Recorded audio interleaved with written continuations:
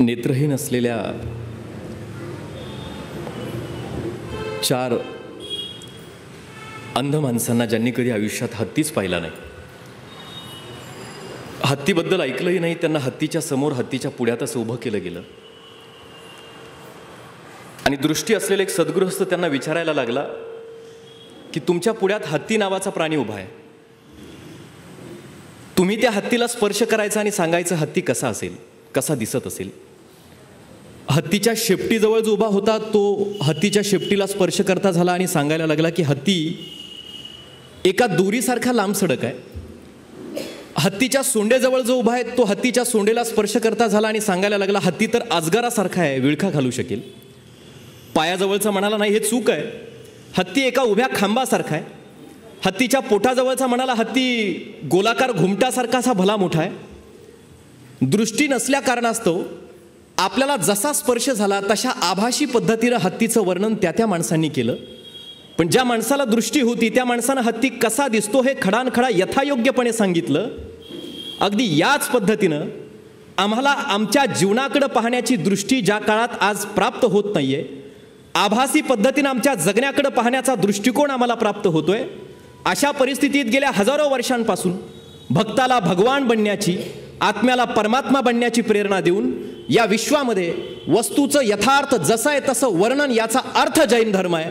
अशा या अत्यंत मौलिक आणि महत्त्वाच्या विषयावरती आज या व्याख्यानमालेच्या निमित्तानं आपल्या सगळ्यांच्या समोर बोलण्यासाठी उभा राहत असताना ही आत्मकल्याणाची प्रेरणा ज्या सर्व तीर्थंकरांच्या पासून, ज्या सर्व सिद्धांच्या पासून, अरिहंतांच्या पासून निर्माण झाली, त्या सर्व खरं तर तो महामंत्र ज्याचा उच्चार आपण केलात तो महामंत्र विश्वकल्याणाचा मंत्र, ना कुठली जात धर्म पंथ वर्ण वंश लिंग काही पाहत नाही.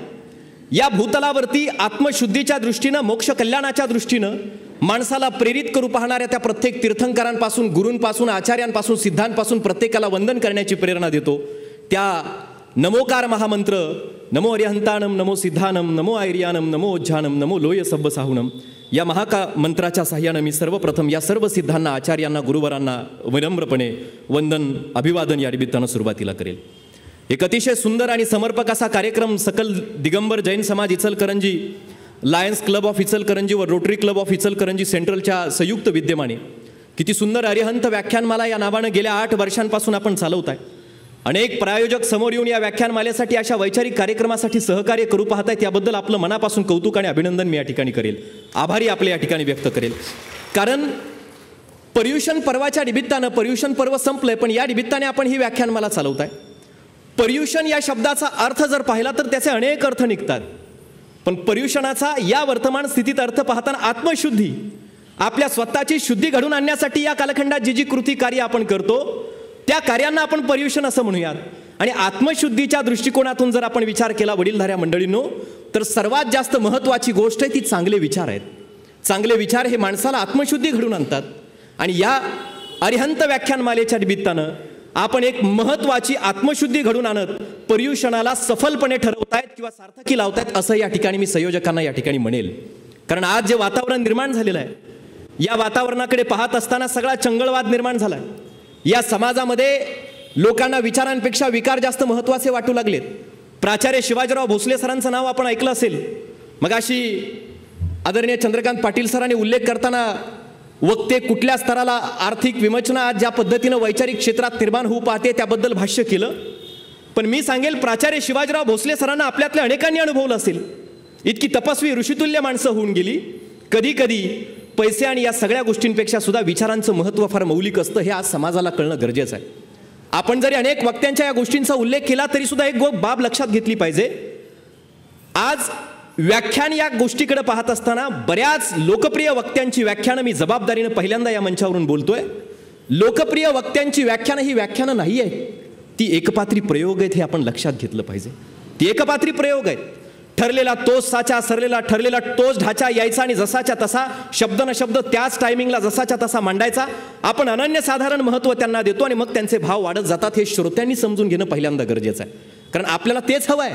आपण काय म्हणतो, वक्तृत्वाकडं, विचारांकडं, वैचारिक व्याख्यानाच्या कार्यक्रमांकडं व्याख्यान ऐकण्यासाठी येऊन बसणारा श्रोता हा काहीतरी वैचारिक ऐकायला मिळेल या जाणीवेनं येत नसतो, तर तो काहीतरी मनोरंजन होईल या भूमिकेतून येऊन बसतो. आणि आपण जर वैचारिक कार्यक्रमांना मनोरंजनाचे कार्यक्रम समजायला लागाल तर मग आपल्याला अशीच माणसं वैखरीच्या प्रांतात भेटतील, हे समजून घ्या. हे जबाबदारीने या निमित्तानं मी आपल्या सगळ्यांच्या समोर प्रस्तुत करेल. प्राचार्य शिवाजीराव भोसले सर म्हणायचे, या महाराष्ट्राच्या मातीला आता विचारांची खूप गरज आहे, कारण आता लोक विचारांना सोडून विकारांकडे मार्गस्थ होत आहेत. आजची पिढी विचारांना सोडून विकारांच्या दिशेनं मार्गक्रमण करत असल्याची पाहायला मिळते. ती म्हणायची, बघा आज लोकांना महापुरुषांच्या विचारांपेक्षा टीव्हीवरले मनोरंजनाचे कार्यक्रम जास्त महत्त्वाचे वाटतात. लोकांना आजच्या तरुण पिढीला महापुरुषांच्या वैचारिक कार्यक्रमांपेक्षा आजच्या तरुणाईचं महाराष्ट्रातलं वास्तव वर्तन पहा, या तरुणाईला वैचारिक कार्यक्रमांपेक्षा एखाद्या नर्तकीचं नाचकाम जास्त महत्त्वाचं वाटतं. हे वास्तव आहे. त्यांचं एक सुंदर वाक्य आहे, त्यांच्या विद्वतेतून प्रसवलेलं ते वाक्य आहे. ते असं म्हणायचे की दूध विकणाऱ्या माणसाला आता दुधाचं रतीब शहरोशहरी लोकांच्या दारोदार घरी जाऊन टाकावं लागतं, पण दारू पिणारी लोक दारूच्या दुकानावर रांगा करून गर्दी करून दारू पितात. हा पतनाचा काळ आहे, हा वास्तवाचा काळ आहे. अशा या पतनाच्या पतनशील काळामध्ये समाजाला तारू शकतील, योग्य दिशेने या चंगळवादी परिस्थितीतून मार्गक्रमाला करायला लावू शकतील ते विचार आहेत, चांगले विचार आहेत. आणि हे चांगले विचार या व्याख्यानमालेतून आपण देऊ पाहता, ही फार महत्त्वाची गोष्ट आहे. या परिस्थितीबद्दल बोलताना मी एक उदाहरण नेहमी सांगत असतो. आपण त्यातला केवळ विनोद घ्याल, पण ही सत्यस्थिती अत्यंत चंगळवाद फोपावलेला आहे. नागपूरला एकदा मला व्याख्यानाला जायचं आहे. मानगावे सरांनी सांगितलं बीडला आजच रेल्वे आली, आमचा अनेक दिवसांचा प्रश्न आहे, तेव्हा आमच्याकडे रेल्वे नाही. मग म्हटलं एवढ्या दूर प्रवासाला जायचं आहे, कसं जायचं? छत्रपती संभाजीनगर पूर्वीचं औरंगाबाद रेल्वे स्थानकावरती गेलो, उभा राहिलो आणि मग रेल्वेचं तिकीट बुक करायला भली मोठी रांग आहे. दुसऱ्या तिसऱ्या दिवशी जायचं आहे, अगोदरच तिकीट बुक करावं. उन्हाळ्याचे दिवस आहेत, सूर्य ज्वाळेचे लोट ओकतोय. 1-2 तास रांगेत थांबलो, भली मोठी रांग, सुरक्षा रक्षक आहेत, गर्दी सगळीकडं. 1-2 तासाच्या नंतर सूर्य जास्त ज्वाळेचे लोट ओकायला लागला आणि पोटात भूक लागली. म्हटलं काहीतरी खावं, खायला काही सुचेना. त्याच वेळी कानावरती आवाज आला, गरम गरम शेंगा, भाजलेल्या शेंगा. एक वयस्कर गृहस्थ डोक्यावरती टोपली घेऊन शेंगा विकत होते. त्यांना आवाज दिला, म्हटलं ओ आजोबा या इकडं.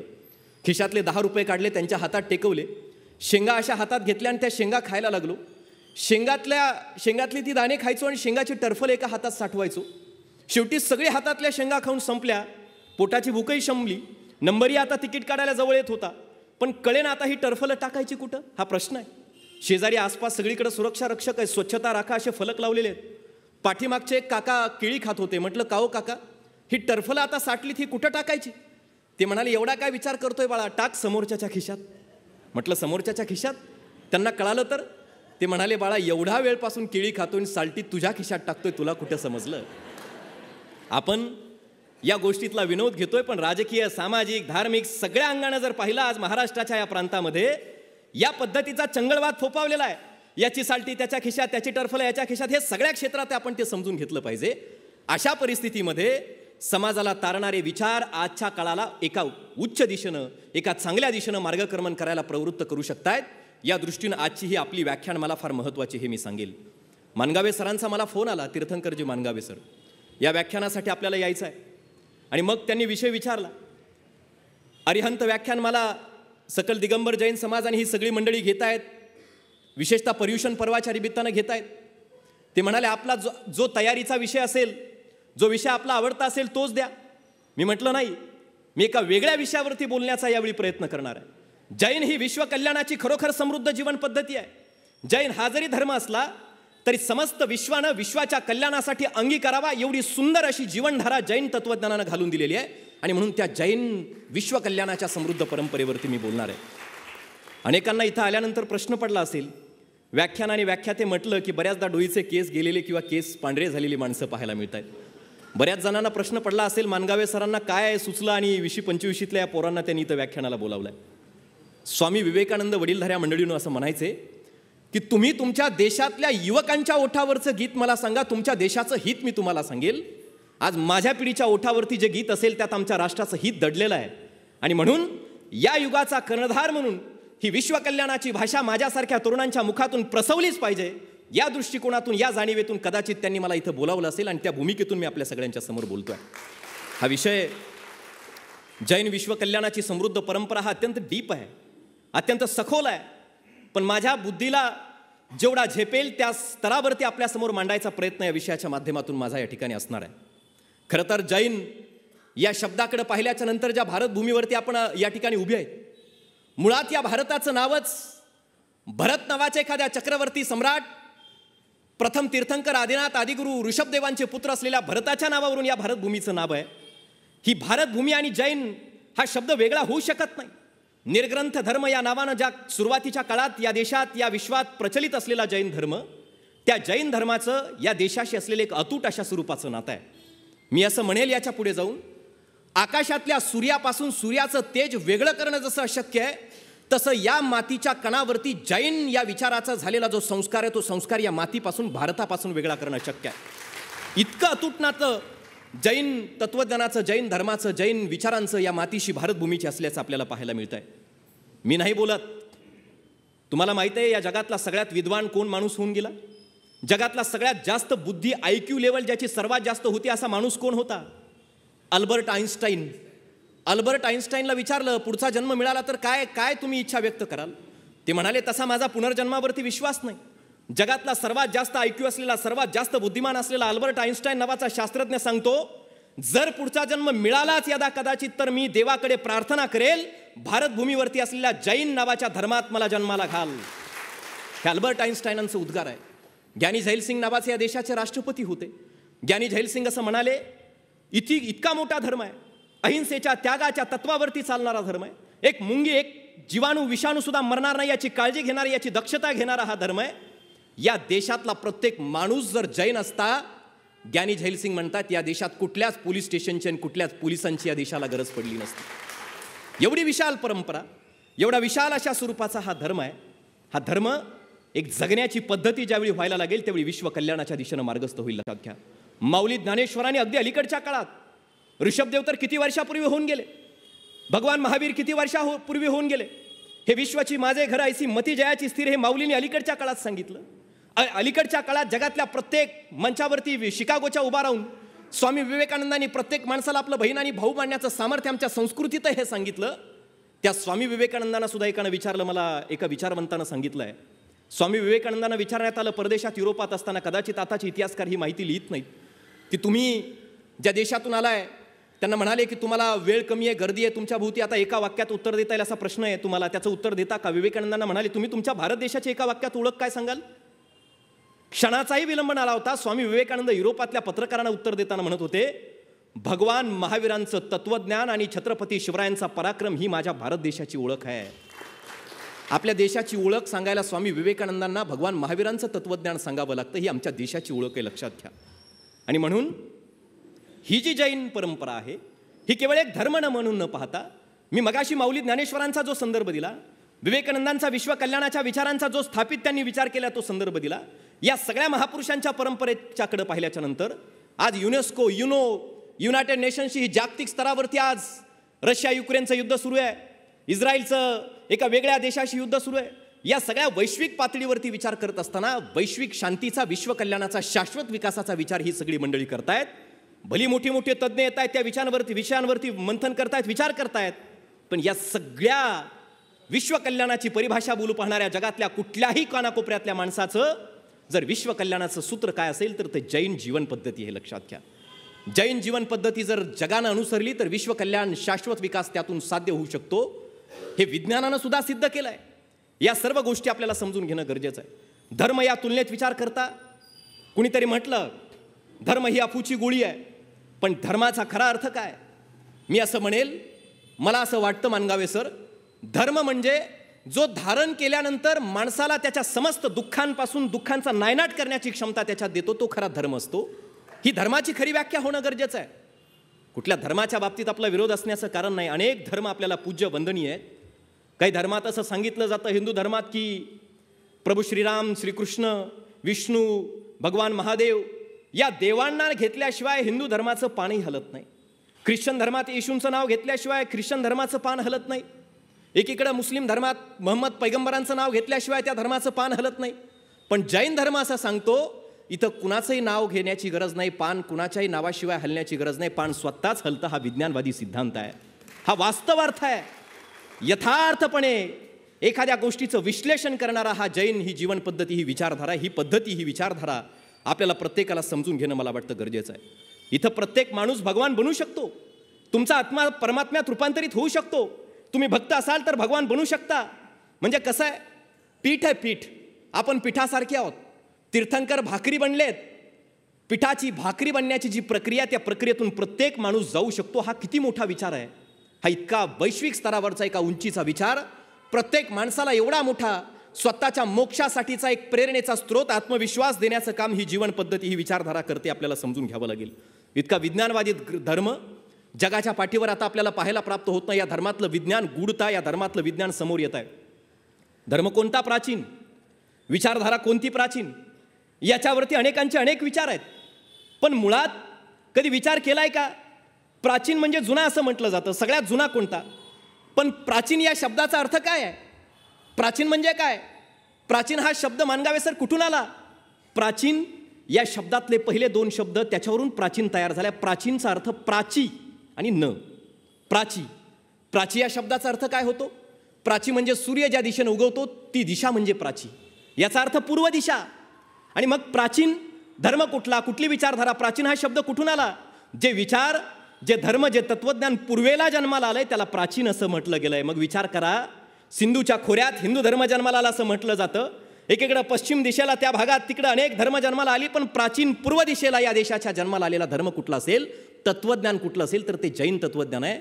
या धरेवरती, या धरतीवरती, या विषयावरती पाहत असता, या तत्वाने, या मूल्यानं पाहत असता, मग ते सगळ्यात प्राचीन असल्याचं आपल्याला भासतं. हे सुद्धा आपल्याला सांगावं लागेल. जैन धर्म विशेषत्वानं, ही जैन विचारधारा, ही जैन परंपरा पहिल्यांदा ज्ञात कधी झाली असेल? खूप पूर्वी ज्ञात झाली. पण या विश्वासमोर सगळ्यात पहिल्यांदा कुणी मांडली? दुर्दैवानं आम्हाला शिकागोच्या पहिल्या धर्म परिषदेमध्ये व्यासपीठावरती, मंचावरती जाऊन हिंदू धर्माचा पुनरुच्चार करणारे स्वामी विवेकानंद माहीत आहेत. विवेकानंदांनी या देशाची संस्कृती, या देशाचा विचार काय जगाला पटवून दिला. पण त्याच शिकागोच्या व्यासपीठावरती वीर राघवचंदजी गांधी 1893ला जैन धर्माचा विचार मांडत होते. हे सुद्धा आपल्याला समजून घ्यावं लागेल. त्याची दखल इंग्रजांनी घेतली. इंग्रजांनी पहिल्यांदा जैन धर्माची नोंदणी केली. जैन धर्माचं सेन्सस करण्याचा प्रयत्न केला. आज या देशामध्ये जर आपण पाहिलं, हा देश ओलांडून जैन धर्मानं जाण्याचा प्रयत्न केला नाही. या मातीशी, या भारतभूशी जर एकनिष्ठ राहिलेला कोणता धर्म असेल तर तो जैन धर्म, हे समजून घ्यायला शिका. हे आपल्याला समजून घ्यावं लागेल. आणि या धरेवरती अस्तित्वात असलेल्या, या धरेवर जन्माला आलेला हा जैन धर्म, या मातीशी आपली ही एकनिष्ठता आजही त्याच तुलनेने अबाधितपणे राखून आहे. अनेकदा आपल्याला सांगितलं जातं, या देशाचं जे अर्थचक्र चालतं, टॅक्स पे करणारी सगळ्यात मोठी जमात, सगळ्यात मोठी जात, सगळ्यात मोठा धर्म आपल्याला पाहायला मिळतो.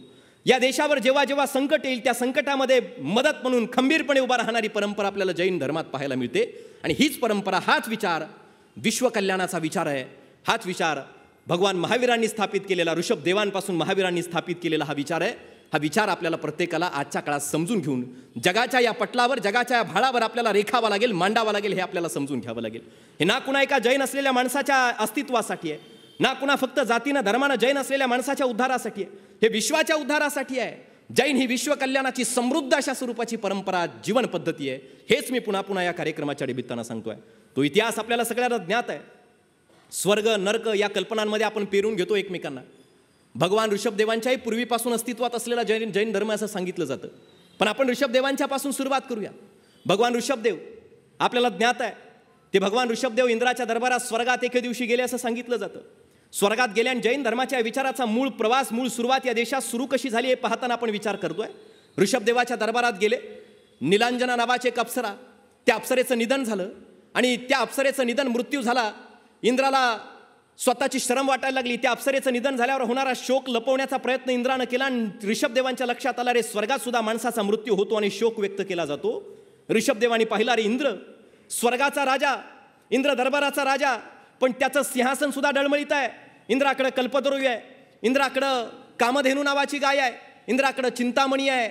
हे सगळं असताना सुद्धा इंद्र चिंतेतनं ग्रस्त आहे. ऋषभदेवांना वाटलं, याच्या पलीकडे आपल्याला पोहोचता आलं पाहिजे. स्वर्गाच्या पलीकडचा विचार आपल्याला मांडता आला पाहिजे.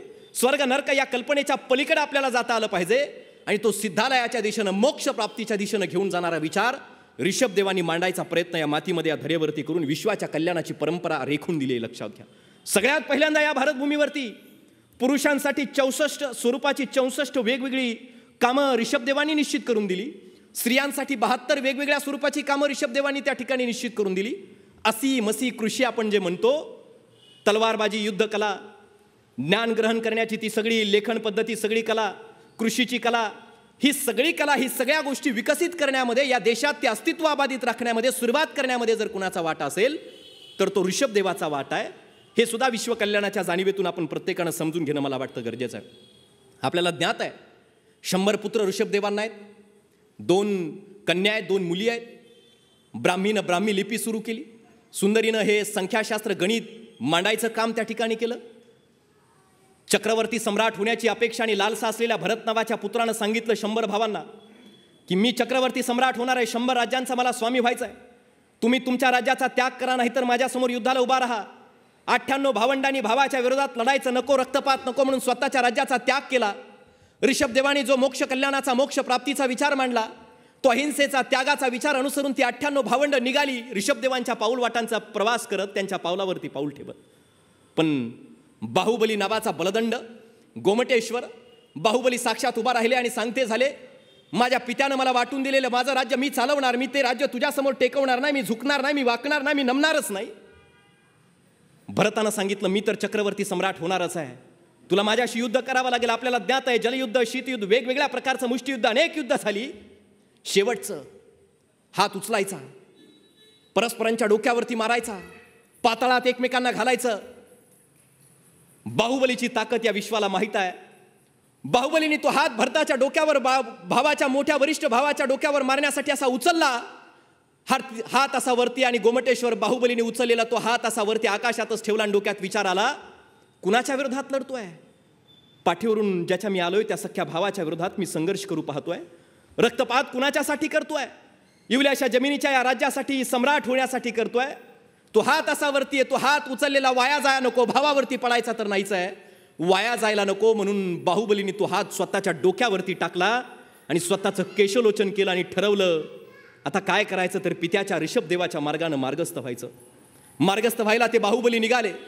गोमटेश्वर त्या दिशेनं निघाले. 98 भावंड अगोदरच त्या दिशेनं गेलेली आहेत. बाहुबलींच्या मनात प्रश्न आला, त्या लहान भावांसमोर मी कसं नमायचं, कसं झुकायचं? सुंदरी ब्राह्मी या बहिणीने सांगितलं तुझी हत्तीवरची सवारी सोड, गर्वापासून खाली ये. बाहुबली एकाग्र चित्तानं एका जागेवरती उभा राहिले. आजही ती गोमटेश्वराची श्रवण बेळगोळाची मूर्ती जर पाहिली तर प्रतिभेचं लेणं, सृजनाचं लेणं, ते वैभव, ते चिंतन, ते सृजन, ते नाविन्य, ती नाविन्याची नभाळी, ती तन्मयता, ती लीनता, ते समर्पण, तो त्याग, ती अहिंसेची परंपरा, ती समृद्धता त्या गोमटेश्वराच्या प्रतिमेकडे पाहिल्याच्या नंतर आपल्या लक्षात यायला लागतं. आणि बाहुबली एकाच ठिकाणी एकाग्र चित्तानं आजही तसेच उभा आहेत. तुम्हाला आम्हाला ही जीन होण्याची, ही जैन होण्याची, एखाद्या नदीवरून पलीकडं ती नदी ओलांडून जाण्यासाठी मध्ये एखादी जी उथळ जागा असते, तीर्थंकर म्हणजे पूल नाही, तीर्थ या शब्दाचा अर्थ पूल होत नाही. नदीला ओलांडण्यासाठी जी उथळ जागा असते जिथून आम्ही पलीकडे जाऊ शकतो त्याचा अर्थ तीर्थ असा होतो, त्याचा अर्थ तीर्थंकर आहे. या संसाराच्या भवातून पार होण्यासाठी, हे भवसागर पार होण्यासाठी, ही नदी पार करण्यासाठी जीवनाची तीर्थंकर आम्हाला कामी येतात, तीर्थंकर आम्हाला दिशा दाखवतात. आणि तीर्थंकर होण्याच्या दिशेनं बाहुबलींचा प्रवास सुरू झाला. तीर्थंकर होण्याच्या दिशेनं, मोक्षाच्या दिशेनं जाण्यासाठीचा तो प्रवास, ती पराकाष्ठा, ती प्रयत्नांची पराकाष्ठा, ते कष्ट, ते श्रम, याचा अर्थ ते श्रमण झाले. आणि या धरेवरचे पहिले श्रमण बाहुबली झाले. पहिले श्रमण बाहुबली झाल्याचे तुम्हाला आणि मला पाहायला मिळत आहेत.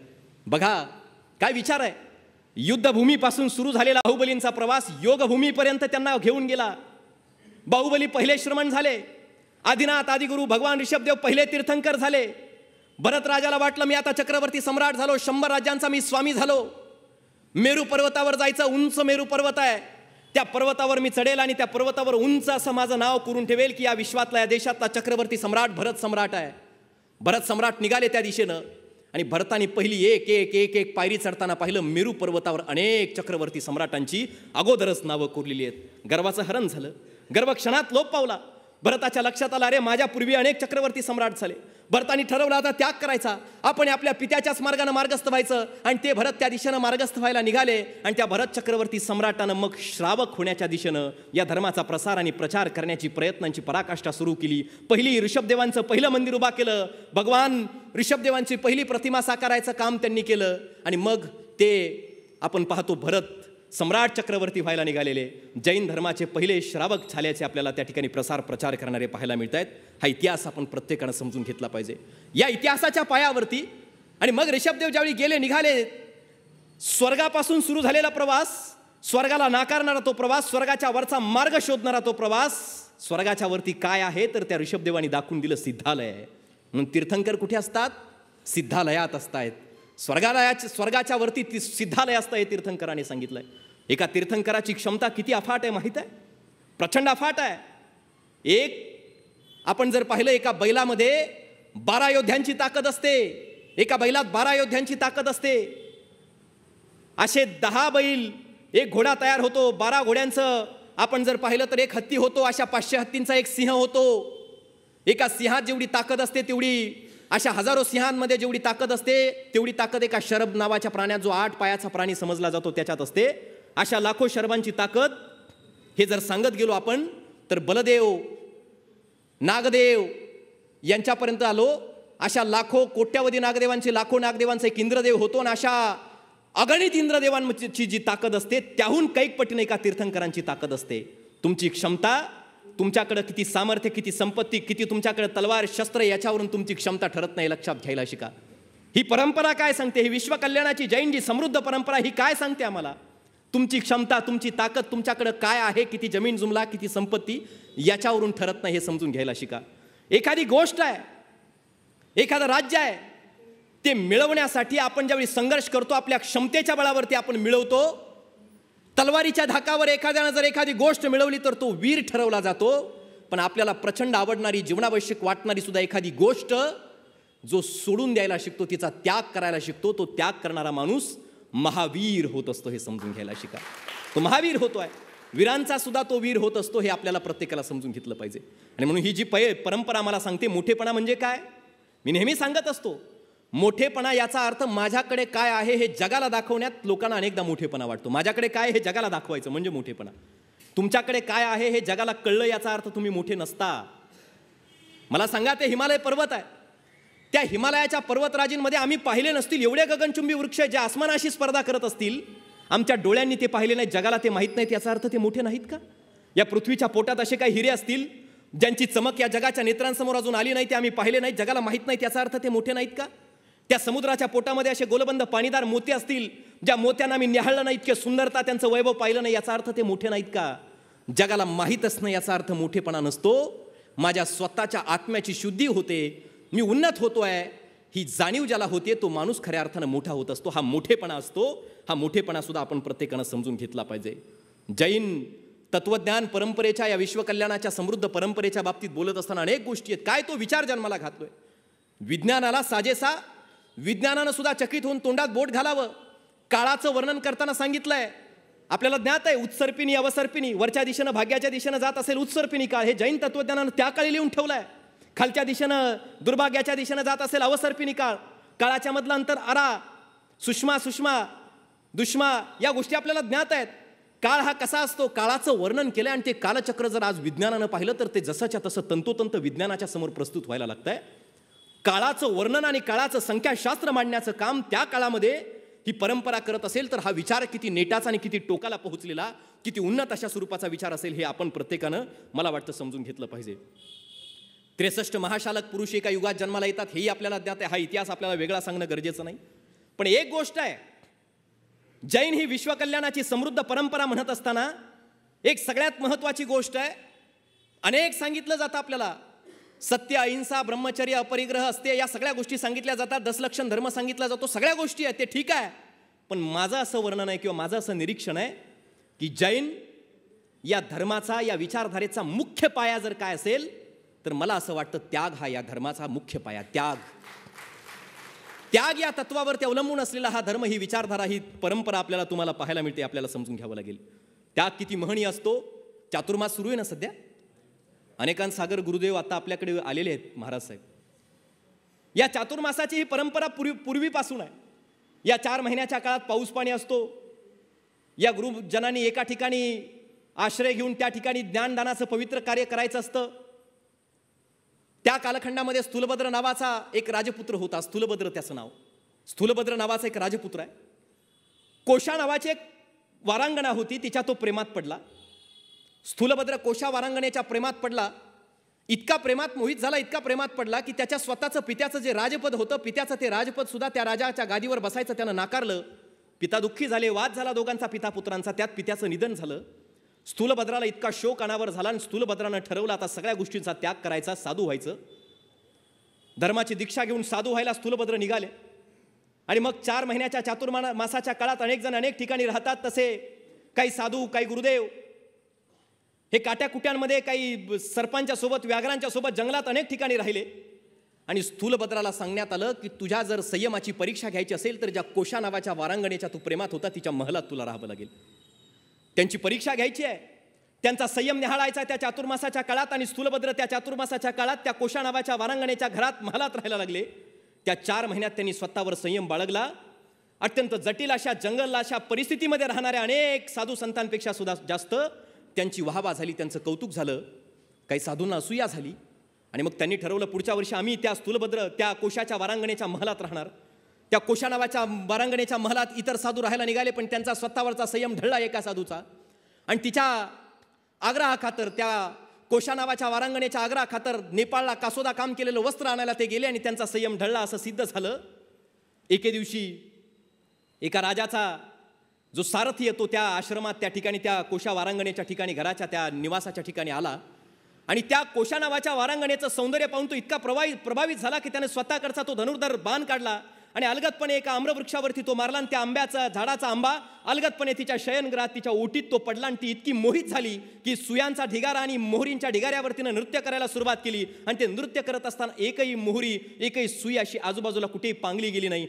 दोघांच्या क्षमतेनं प्रभावित झाले. त्या सारथ्याला वाटलं माझी क्षमता पाहून ही प्रचंड प्रभावित झाली असेल. पण त्या कोशा नावाच्या वारांगणेनं सांगितलं आपल्याकडे किती ताकद असली, किती क्षमता असली, किती मोठी कला असली तरी सुद्धा ज्या पद्धतीनं स्थूलभद्राचं स्वतःवरती मानसिक अशा स्वरूपाचा संयम आहे, विवेक आहे, त्या पद्धतीचा विवेक, किती मोठं सामर्थ्य, क्षमता आणि कला असून आपल्याकडे पाहायला मिळत नाही. म्हणून सगळ्यात मोठा वीर तो स्थूलभद्र माझ्या नजरेत आहे.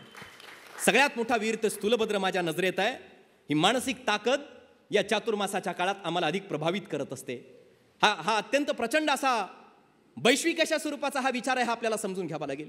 ही जी त्यागाची परंपरा आहे, एका मार्गानं, मोक्षाच्या मार्गानं निघाल्याच्या नंतर आपण जो त्याग करायचा असतो, मला वाटतं हा त्याग जगात कुठल्याही कोपऱ्यात तुम्हाला मला पाहायला मिळणार नाही, आपल्याला समजून घ्यावं लागेल.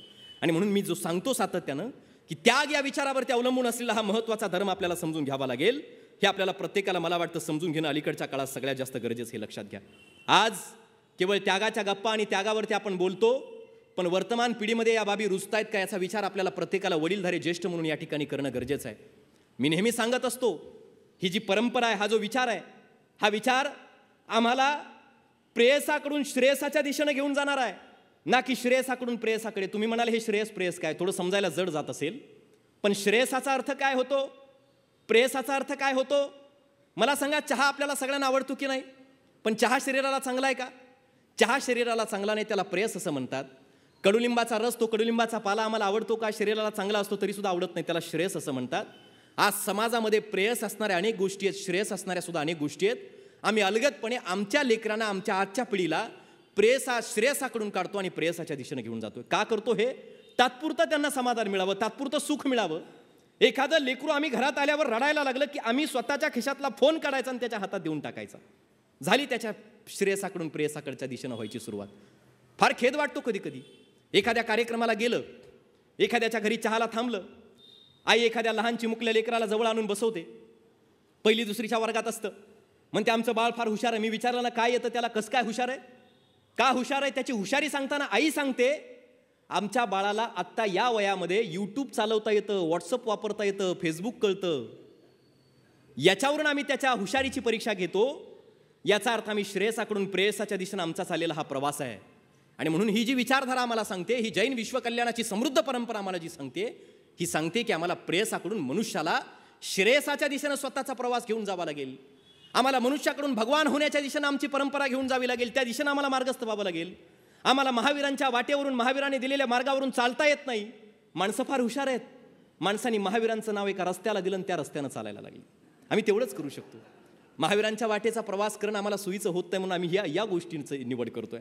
हे वास्तव सुद्धा अलीकडच्या काळातलं तुम्हाला मला समजून घ्यावं लागेल. आजच्या पिढीला या परंपरेपासून दूर जाऊ न देणं ही तुमची माझी एक नैतिक अशा स्वरूपाची जबाबदारी, हे समजून घ्या. हे फक्त आमच्या धर्माच्या, तत्वाच्या, जातीच्या दृष्टीनं नाही, विश्व कल्याणाच्या दृष्टीने हे सगळ्यात महत्त्वाचे. उद्या जर समाज एका चांगल्या मार्गाने मार्गस्थ व्हायचा असेल शाश्वत विकास आम्ही जे म्हणतोय, UNDP युनो जे सांगते सस्टेनेबल डेव्हलपमेंट गोल्स, शाश्वत विकासाची जी ध्येय आम्हाला साध्य करायला जगाला सांगितलं जातं, ही साध्य जर करायची असेल तर हा शाश्वत विकासाचा जो विचार जैन परंपरेने दिलाय तो घेऊन चालावा लागेल आणि त्यासाठी तो अबाधित राखणं तुमची माझी जबाबदारी आहे. विकारांचं हे खतपाणी जे आमच्या लेकरांना घालतोय, विकारांचा जाळ जो देतोय तो मागं ओढावा लागेल. मी नेहमी एक उदाहरण सांगत असतो. एक शेतकरी आहे, काबाड कष्ट करणारा शेतकरी, शेतात राबतोय. संध्याकाळच्या वेळेला सूर्य मावळला, घराच्या जवळ आला, अंगणात पाहिलं तर चुलीवरती दूध असं तापवायला ठेवलंय आणि दूध उतू जात आहे. त्याला राग अनावर झाला, भूक लागली आहे, थकला भागलाय, जाऊन आराम करायचं सोडून ते दूध पाहिलं उतू जाणार आणि घरात धावत एक लाकूड उचलून गेला आणि पत्नीच्या अंगावर ओरडला, खेकसला, भांडायला लागला बायकोच्या सोबत की एवढ्या वेळचं चुलीवर दूध तापवायला ठेवलं आणि तू मात्र घरामध्ये पलंगावरती निपचित पहुडली आहे. अर्धा तास भांडला आणि भांडणाच्या संपल्याच्या नंतर पत्नीनं असे हात जोडले आणि म्हणाली, शांततेत पत्नी म्हणाली, थकून भागून शेतातून आलात, घाम गाळलात, काबाड कष्ट केलं आणि घरात आल्याच्या बरोबर चुलीवरचं उतू जाणारं दूध पाहिलं आणि ते उतू जाणारं दूध पाहून माझ्या अंगावर ओरडत बसलात, अर्धा तास माझ्याशी भांडताय, त्याच्यापेक्षा आल्याबरोबर त्या चुलीतला जाळ जरासा मागे ओढला असता तर त्या दुधाचं उतू जाणं थांबू शकलं असतं. आजच्या या पिढीचं उतू जाणं जर आपल्याला रोखायचं असेल तर आपली नैतिक जबाबदारी आहे. त्यांना विकारांचा जो जाळ आम्ही देतोय तो विकारांचा जाळ तुम्हाला आणि मला थोडासा पाठीमागे ओढावा लागेल. माझ्या मित्राकडे 1.5 लाखाचा मोबाईल आहे, मला सुद्धा हवा असं एखादं लेकरू म्हणतं. बापाचा अहमभाव जागा होतो आणि आमच्यातलाच एखादा पिता पोराला 2 लाख रुपये देतो आणि सांगतो जा तो फोन घेऊन ये. हरकत नाही, लाडापाय आम्ही करतो, पण त्या पोराला सगळ्यात पहिल्यांदा हे सांगा, 50 पानांचं किमान महावीरांच्या चरित्राचं एखादं पुस्तक तू वाचलंस तर तुला ती घेऊन दिलं जाईल. या अटी आमच्या लेकरांना ज्यावेळी आम्ही घालायला लागू, आमचा विचार स्वीकारण्याच्या अंगीकारण्याच्या अटी ज्यावेळी आमच्या पिढीला आम्ही घालायला लागू, मला वाटतं त्यावेळी ही शाश्वत परंपरा शाश्वतपणे अबाधित राहणार आहे. हा विचार चिरंतनपणे अस्तित्वात राहणार आहे. हे सुद्धा तुम्हाला, मला आणि प्रत्येकाला समजून घेणं, कळणं मला वाटतं गरजेचं आहे. संयम आणि त्याग आपण जे म्हणतो, संयम या धर्मात शिकवलाय, विवेक या धर्मामध्ये शिकवलाय. ही परंपरा आम्हाला विवेक कसा, संयम कसा असावा हे सांगते. पण कोरोना काळाच्या नंतर आमचा संयम कुठे गेला आम्हाला कळत नाही. तुम्ही बघा, माणूस 10 मिनिटाच्या वर एखादा पोरगं एका जागेवर बसू शकत नाही. सर, हे वास्तव आहे. चलबिचल ही का वाढली, आमची अस्वस्थता का वाढली, या मोबाईल सारख्या गोष्टीमुळे झालंय. आपल्याला वाटेल मोबाईलवरती कसं काय आलात, पण त्या संयमाशी या गोष्टी जुळतायत म्हणून सांगतो. हे जे तंत्रज्ञान आहे याचा सकारात्मक उपयोग सुद्धा आम्हाला या सगळ्या गोष्टीत करावा लागेल.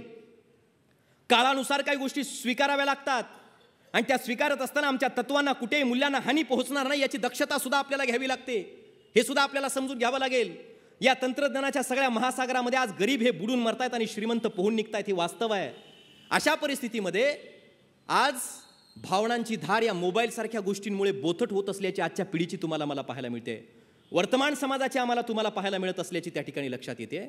विनोबा भावे नावाचे सत्पुरुष असं सांगायचे, भावना ही माणसाच्या जगण्याची अभिरुची आहे. भावनेच्या बळावर माणूस त्याचं वेगळेपण सिद्ध करतोय. पण आज मात्र आमच्या भावना या मोबाईल सारख्या गोष्टीमुळे मरू पाहतायत. आजची पिढी बघा, संयम राहिला नाही. रील्स पाहायला लागले की ते स्क्रोल करत असताना तुमच्या लक्षात येणार नाही वेळ किती जातो हे त्यांना समजत नाही. दिवस जातात, 6-6, 7-7 तास त्याच्यावरती असतात. संयम नाही, त्याग नाही. आणि मग यातून लेनार्थ हार्देल नावाचा एखादा शास्त्रज्ञ सांगतो, एखादं पोरगं जर 6-7 तास स्क्रीनवरती असेल तर ब्रेन ट्यूमर सारख्या आजाराची प्राथमिक लक्षणं त्याच्यामध्ये दिसायला सुरुवात होतात. हे समजून घ्या. आज ओठावरनं बोलणारा पोरगा बोटावरती आलाय, बोटाच्या क्लिकनं बोलायला लागलाय. ओठानं बोलत नाही आजची पिढी, बोटानं बोलत असल्याची पाहायला मिळते. Hi hello how are you व्हॉट्सअपवरती बोलत असल्याचे आम्हाला पाहायला मिळत आहेत. हे समजून तुम्हाला आणि मला घ्यावं लागेल. हे समजून घ्या, हे लक्षात आम्हाला घ्यावं लागेल. ही परंपरा, ह्या गोष्टी आपल्याला नीटपणे समजून घ्याव्या लागतील. आज आई आणि वडील म्हणून आमच्या तात्पुरत्या समाधानापायी, लेकराच्या हट्टापायी लेकराला आम्ही काही गोष्टी पुरवतो, त्यावेळी त्याचं आयुष्य कोणत्या दिशेला जातं हे आम्ही समजून घेत नाही. आमची परंपरा आम्ही खंडित करतोय का काय करतोय हे सुद्धा आम्ही समजून घेत नाही. थकून भागून कामावरून आलेली आई स्वतःच्या खिशातला फोन काढते, पोराच्या हातात टेकवते. थकून भागून कामावरून आलेले वडील फोन काढतात, लेकराच्या हातात टेकवतात. पण लहान लहान लेकरं त्याच्यात काय बघतात हे पाहायला आम्हाला वेळ नाही. ती सगळी संस्कृती आमच्यावर थोपवली जाते आहे आणि त्या संस्कृतीला थोपवण्या कारणास्तव पाश्चिमात्य देश, वेस्टर्न कंट्रीज आम्ही जे म्हणतोय, त्या वेस्टचं सगळं वेस्ट आम्ही स्वीकारतो. बेस्ट आम्ही काही स्वीकारत नाही. आजची पिढी हे समजून घ्या. सगळं वेस्ट म्हणतात पाश्चिमात्य देशांना, वेस्ट कंट्रीज. त्यांचं वेस्टच स्वीकारतो, चांगलं काही स्वीकारत नाही. आमच्याकडे भगवान महावीर आहेत, आमच्याकडे स्वामी विवेकानंद आहे, प्रभू श्रीराम आहे, किती महापुरुष आहेत वेगवेगळ्या जाती धर्मातली. ती सोडून आम्ही, आमची पिढी बॅटमॅन, स्पायडरमॅन ही हिरो आमच्या पिढीची जर आज होत असतील तर आम्ही चिंतन करणं गरजेचं आहे. आम्ही विचार करणं गरजेचं आहे. एखादी आई आणि वडील इथं असतील तर त्यांना एक लेकरू या जाणीवेतून मला काही उदाहरणं सांगायची आहेत. पिंपरी चिंचवड आहे. पिंपरी चिंचवड पुण्यातलं शहर माहिती आहे ना. पिंपरी चिंचवडचं 9 वर्षाचं लेकरू होतं. आई वडील असे घरात आले थकून भागून की पोरानं तात्पुरतं विरंगुळा त्यांना प्राप्त करून द्यावा, समाधान मिळावं, तात्पुरतं त्यांचं मनोरंजन व्हावं, लेकरानं रडरड करू नये म्हणून खिशातला फोन दोघंही काढायचे, देऊन टाकायचे. पोरगं दिवस ना रात्र मोबाईलवरती असायचं. 9 वर्षाचं पोरगं, वय वर्ष 9 आहे, मोबाईलमध्ये बुडालं, अस्वस्थ झालं. मोबाईल आणि मोबाईल एवढंच ते बघायला लागलं. मोबाईलच्या दुनियेमध्ये रममाण झालं, मोबाईलचीच भाषा बोलायला लागलं. आई वडिलांचं लक्षच नाही, स्वतःच्या जीवनात रममाण आहेत आणि मोबाईलची भाषा बोलत डोक्यावर परिणाम झाला 9 वर्षाच्या लेकराच्या. यूट्यूबवरती त्यानं एके दिवशी व्हिडिओ पाहिला. टायटल होतं, शीर्षक होतं त्या व्हिडिओचं, हाऊ टू सुसाईड, आत्महत्या कशी करावी, या शीर्षकाचा व्हिडिओ त्या पोरानं पाहिला. आणि तो व्हिडिओ पाहून त्याच पोरानं टेडीबेअर नावाचा वडिलांनी मोठा बाहुला घेऊन दिला होता. बेडरूमचं दार लावलं, खिडकीच्या गजाला दोरी बांधून त्याच्या गळ्यात बांधली, त्याला फाशी देण्याचं काम केलं. 9 वर्षाच्या लेकराला वाटलं टेडीबेअर गेला, निर्वतला. बापाला घाबरलं ते पोरगं आणि त्याच पोरानं त्याच खिडकीच्या गजाला दोरी बांधून स्वतःच्या गळ्यात बांधून स्वतःचं जीवन संपवलं. ही सत्य कथा आहे पिंपरी चिंचवडमधली, हे वास्तव आहे. या अत्यंत विध्वंसक दिशेने आज प्रवास होताना आपल्याला पाहायला मिळतोय. 16 वर्षाचं 10वीला 90% जास्त गुण असलेलं आळंदीतलं पोरगं, बाप ज्या पोराच्या डोळ्यात भविष्याची स्वप्न रंगवतोय, मोबाईलमुळे विषाचा प्याला पेलन जीवन संपवतो झालं. एका पोरानं 17व्या मजल्यावरून उडी मारून स्वतःचं जीवन संपवण्याचं काम केलंय मोबाईल सारख्या गोष्टीमुळं. याच्यापेक्षा अत्यंत विध्वंसक अशा स्वरूपाच्या गोष्टी आहेत, पण मी त्या या मंचावरून तुम्हाला सांगणार नाही. या विध्वंसक दिशेनं जर आम्ही जात असू तर मग आमची ही पिढी या तंत्रज्ञानाच्या नादी लागून त्याच्यातली सकारात्मकता अनुसरायची सोडून जर नकारात्मक गोष्टीच्या दिशेनं प्रवास करत असेल तर अहिंसा, त्याग, संयम हे आमची तत्व पाळतायत का, याचं गंभीर होऊन चिंतन इथल्या प्रत्येक आई वडील वाडवडिलांनी करणं मला वाटतं गरजेचं आहे. अहिंसा परमोधर्म म्हटलं जात आहे ना, परस्परोग्रह जीवाणम, तुम्ही जगा पण इतरांना पहिल्यांदा जगवा, ही आपली जबाबदारी असं सांगितलं जात आहे ना. आज जग वैश्विक स्तरावरती रशिया युक्रेन या दोघातलं विध्वंसक युद्ध आपण पाहतो. एकमेकांना मारायला प्रत्येक माणूस आज जगातला टपलाय, इतरांच्या गोष्टी हडपायला टपलेला असताना एकमेव धर्म, एकमेव विचारधारा, एक साधा जीवाणू डोळ्यांना दिसणार नाही असा मायक्रो जीव सुद्धा मरू नये याची दक्षता घेतोय. किती सूक्ष्म विचार आहे, किती विश्वकल्याणाचा मोठा विचार आहे. हा का आपल्या लक्षात येत नाही? हा विचार आपल्या लक्षात आला पाहिजे. वैश्विक स्तरावरती जर आमची मान अभिमानाने उंचावेल असा काय विचार असेल तर हा अहिंसेचा विचार आहे. हा हिंसेचा विचार आहे. हा अहिंसेचा विचार आपल्याला समजून घ्यावा लागेल. अहिंसेचं तत्व समजून घेताना अहिंसा भुकेशी संबंधित आहे.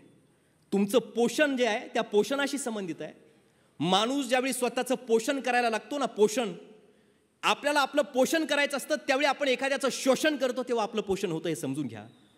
भूक तेव्हा शमली जाते जेव्हा आम्ही भोग घेतो एखाद्या गोष्टीचं, त्यावेळी आमची भूक शमली जाते. आमची तृष्णा त्यावेळी हरण होते ज्यावेळी एखाद्या गोष्टीचा भोग आम्ही घेतो. भोग जर आला तर तिथं शोषण आलं, याचा अर्थ आम्ही हिंसेला त्या ठिकाणी सुरुवात करतोय. भूक ही हिंसेची जननी आहे, जबाबदारीने बोलेल. भूक ही हिंसेची जननी आहे आणि आम्ही ज्यावेळी हिंसा करत असतो त्यावेळी इतरांना हिंसा करायची परवानगी आम्ही देत असतो. एखाद्याला चापट मारतो, त्याला चापट परत मारण्याची परवानगी देतो. एखाद्याला शिवी देतो, त्याच्याकडून शिवी ऐकण्याची परवानगी आपण त्याला देत असतो. आणि म्हणून हे समजून घेताना त्याची पुनरावृत्ती आमच्यावरती होते, हे आपल्याला प्रत्येकाला या ठिकाणी समजून घेणं मला वाटतं गरजेचं आहे. हे आपल्याला समजून घेणं मला वाटतं गरजेचं आहे. आणि म्हणून जैन तत्वज्ञान, जैन विचारधारा किती टोकाला पोहोचली आहे, किती अंतिम ध्येयापर्यंत पोहोचली आहे, किती विश्वकल्याणाचा हा मोठा विचार आहे की जी भूक हिंसेला जन्म घालती आहे ती भूकच नष्ट करायची. आणि आमचे गुरुदेव सांगतात, आमचे महाराज जे सांगतायत की आयुष्याच्या शेवटच्या टप्प्याकडे जात असताना ज्या भूकेतून हिंसा जन्माला येते ती भूक नामशेष करायची, भूकेवरती विजय प्राप्त करायचा, सल्लेखना घ्यायची, संथरा घ्यायचा आणि स्वतःचं जीवन मोक्षाच्या दिशेने घेऊन जायचं. काय विचार आहे, काय विचार आहे, किती उंचीचा हा विचार आहे. हा उंचीचा विश्वकल्याणाचा असलेला हा विचार आपल्याला समजून घेणं मला वाटतं गरजेचं आहे. जैन तत्वज्ञानातली, जैन धर्मातली विश्वकल्याणाच्या परंपरेतली जी अहिंसा आहे ना, ती किती आपण पाहतो, किती सूक्ष्म स्तरावरती ती तपासलेली अहिंसा आहे असं मी म्हणेल जबाबदारीनं. श्रेणिक राजा होता बिंबिसार. श्रेणिक राजा बिंबिसाराचा मेघकुमार नावाचा एक पुत्र होता. त्याला जैन तत्वज्ञानानं प्रभावित झाला आणि भगवान महावीरांच्या आश्रमात गेला, भगवान महावीरांच्या सानिध्यात गेला आणि तिथं अनेक साधू संतांच्या सोबत राहत असताना, दीक्षा घेतलेल्या अनेकांच्या सोबत राहत असताना संध्याकाळच्या वेळेला झोपले, अंधार आहे, येणारी जाणारी साधूजन त्याला तुडवून जायचे, त्याच्या अंगावरून पाय ठेवून जायचे आणि तो चिडला, रागावला. भगवान महावीरांच्याकडे गेला आणि भगवान महावीरांना सांगता झाला की माझ्या अंगावरून जातात, मला हानी होते, इजा पोहोचते, हे चालणार नाही, असं तसं. भगवान महावीरांनी त्याला शांत होऊ दिलं आणि त्याला सांगितलं की श्रेणिक बिंबिसार राजाचा मेघकुमार नावाचा तू पुत्र आहेस, पण पूर्वजन्मामध्ये तू हत्ती होता.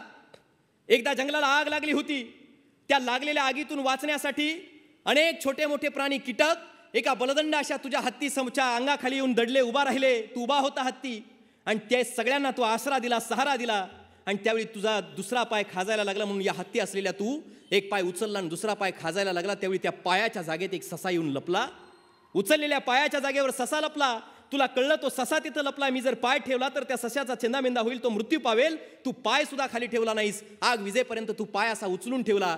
तो पाय आखडला, जखडला. सगळे प्राणी तिथून निघून गेले. त्या आगीत तू तिथं पडलास. तू भस्मसात झाला, जळालास, तुझा मृत्यू झाला. इतर जीवाला ग्रहण लागू नये, सशासारख्या इतर सूक्ष्म जीवाला इजा पोहोचू नये म्हणून स्वतः जीवन पत्करलंस. म्हणून तुझ्यासारख्या एवढ्या बलदंड त्यावेळेच्या हत्ती असलेल्या प्राण्याला आज मेघकुमार नावाच्या एका लवचिक, एका सुंदर अशा राजकुमाराचं रूप त्या ठिकाणी प्राप्त झालेलं आहे. याच्यावरून तू अहिंसेचं उदाहरण समजू शकतोस, अहिंसेचं महत्त्व समजू शकतोस. इतर जीवांची ही काळजी कशी घ्यायची असते.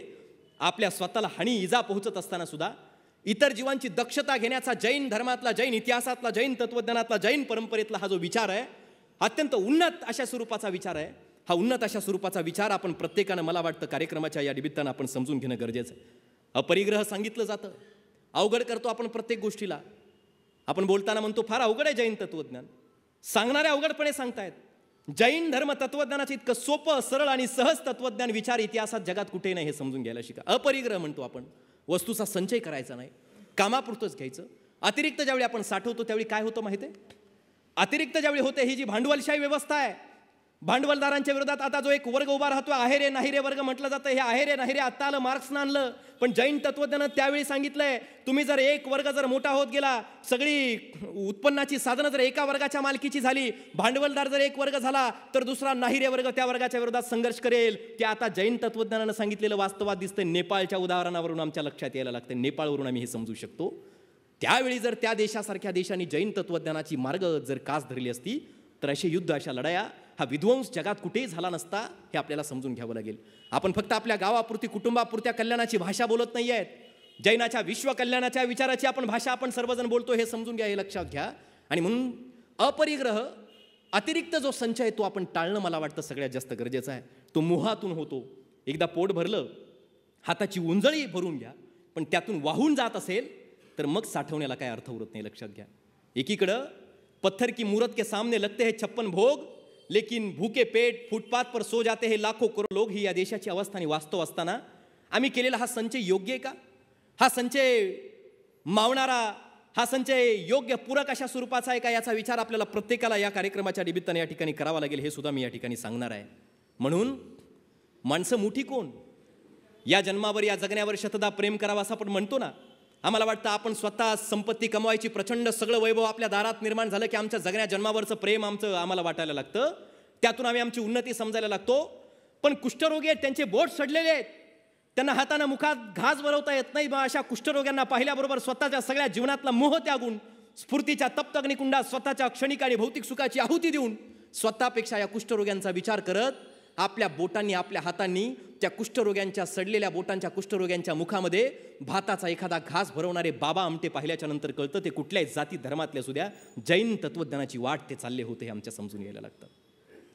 मोडलेल्या माणसांचे दुःख ओले झेलताना, त्या अनाथांच्या उशाला दीप लावू झोपताना, कोणतीना जात ज्यांची, कोणताना धर्म त्यांचा, दुःख दिदले दोन आसू माणसांचे माणसाला, ही भूमिका घेऊन स्वतः अनाथ असताना हजारो अनाथांचा सांभाळ करणारी एखादी सिंधुताईसारखी माऊली पाहिली की आम्हाला लक्षात येतं, ही माणसं खरी भगवान महावीरांनी घालून दिलेला, ऋषभदेवानी घालून दिलेला, पार्श्वनाथांनी घालून दिलेला, नेमिनाथांनी घालून दिलेला, मल्लीनाथांनी घालून दिलेला, हा सगळ्या तीर्थंकरांनी घालून दिलेला वाट, या वाटेचा प्रवास ही माणसं करत असल्याची तुम्हाला आणि मला पाहायला मिळत आहे.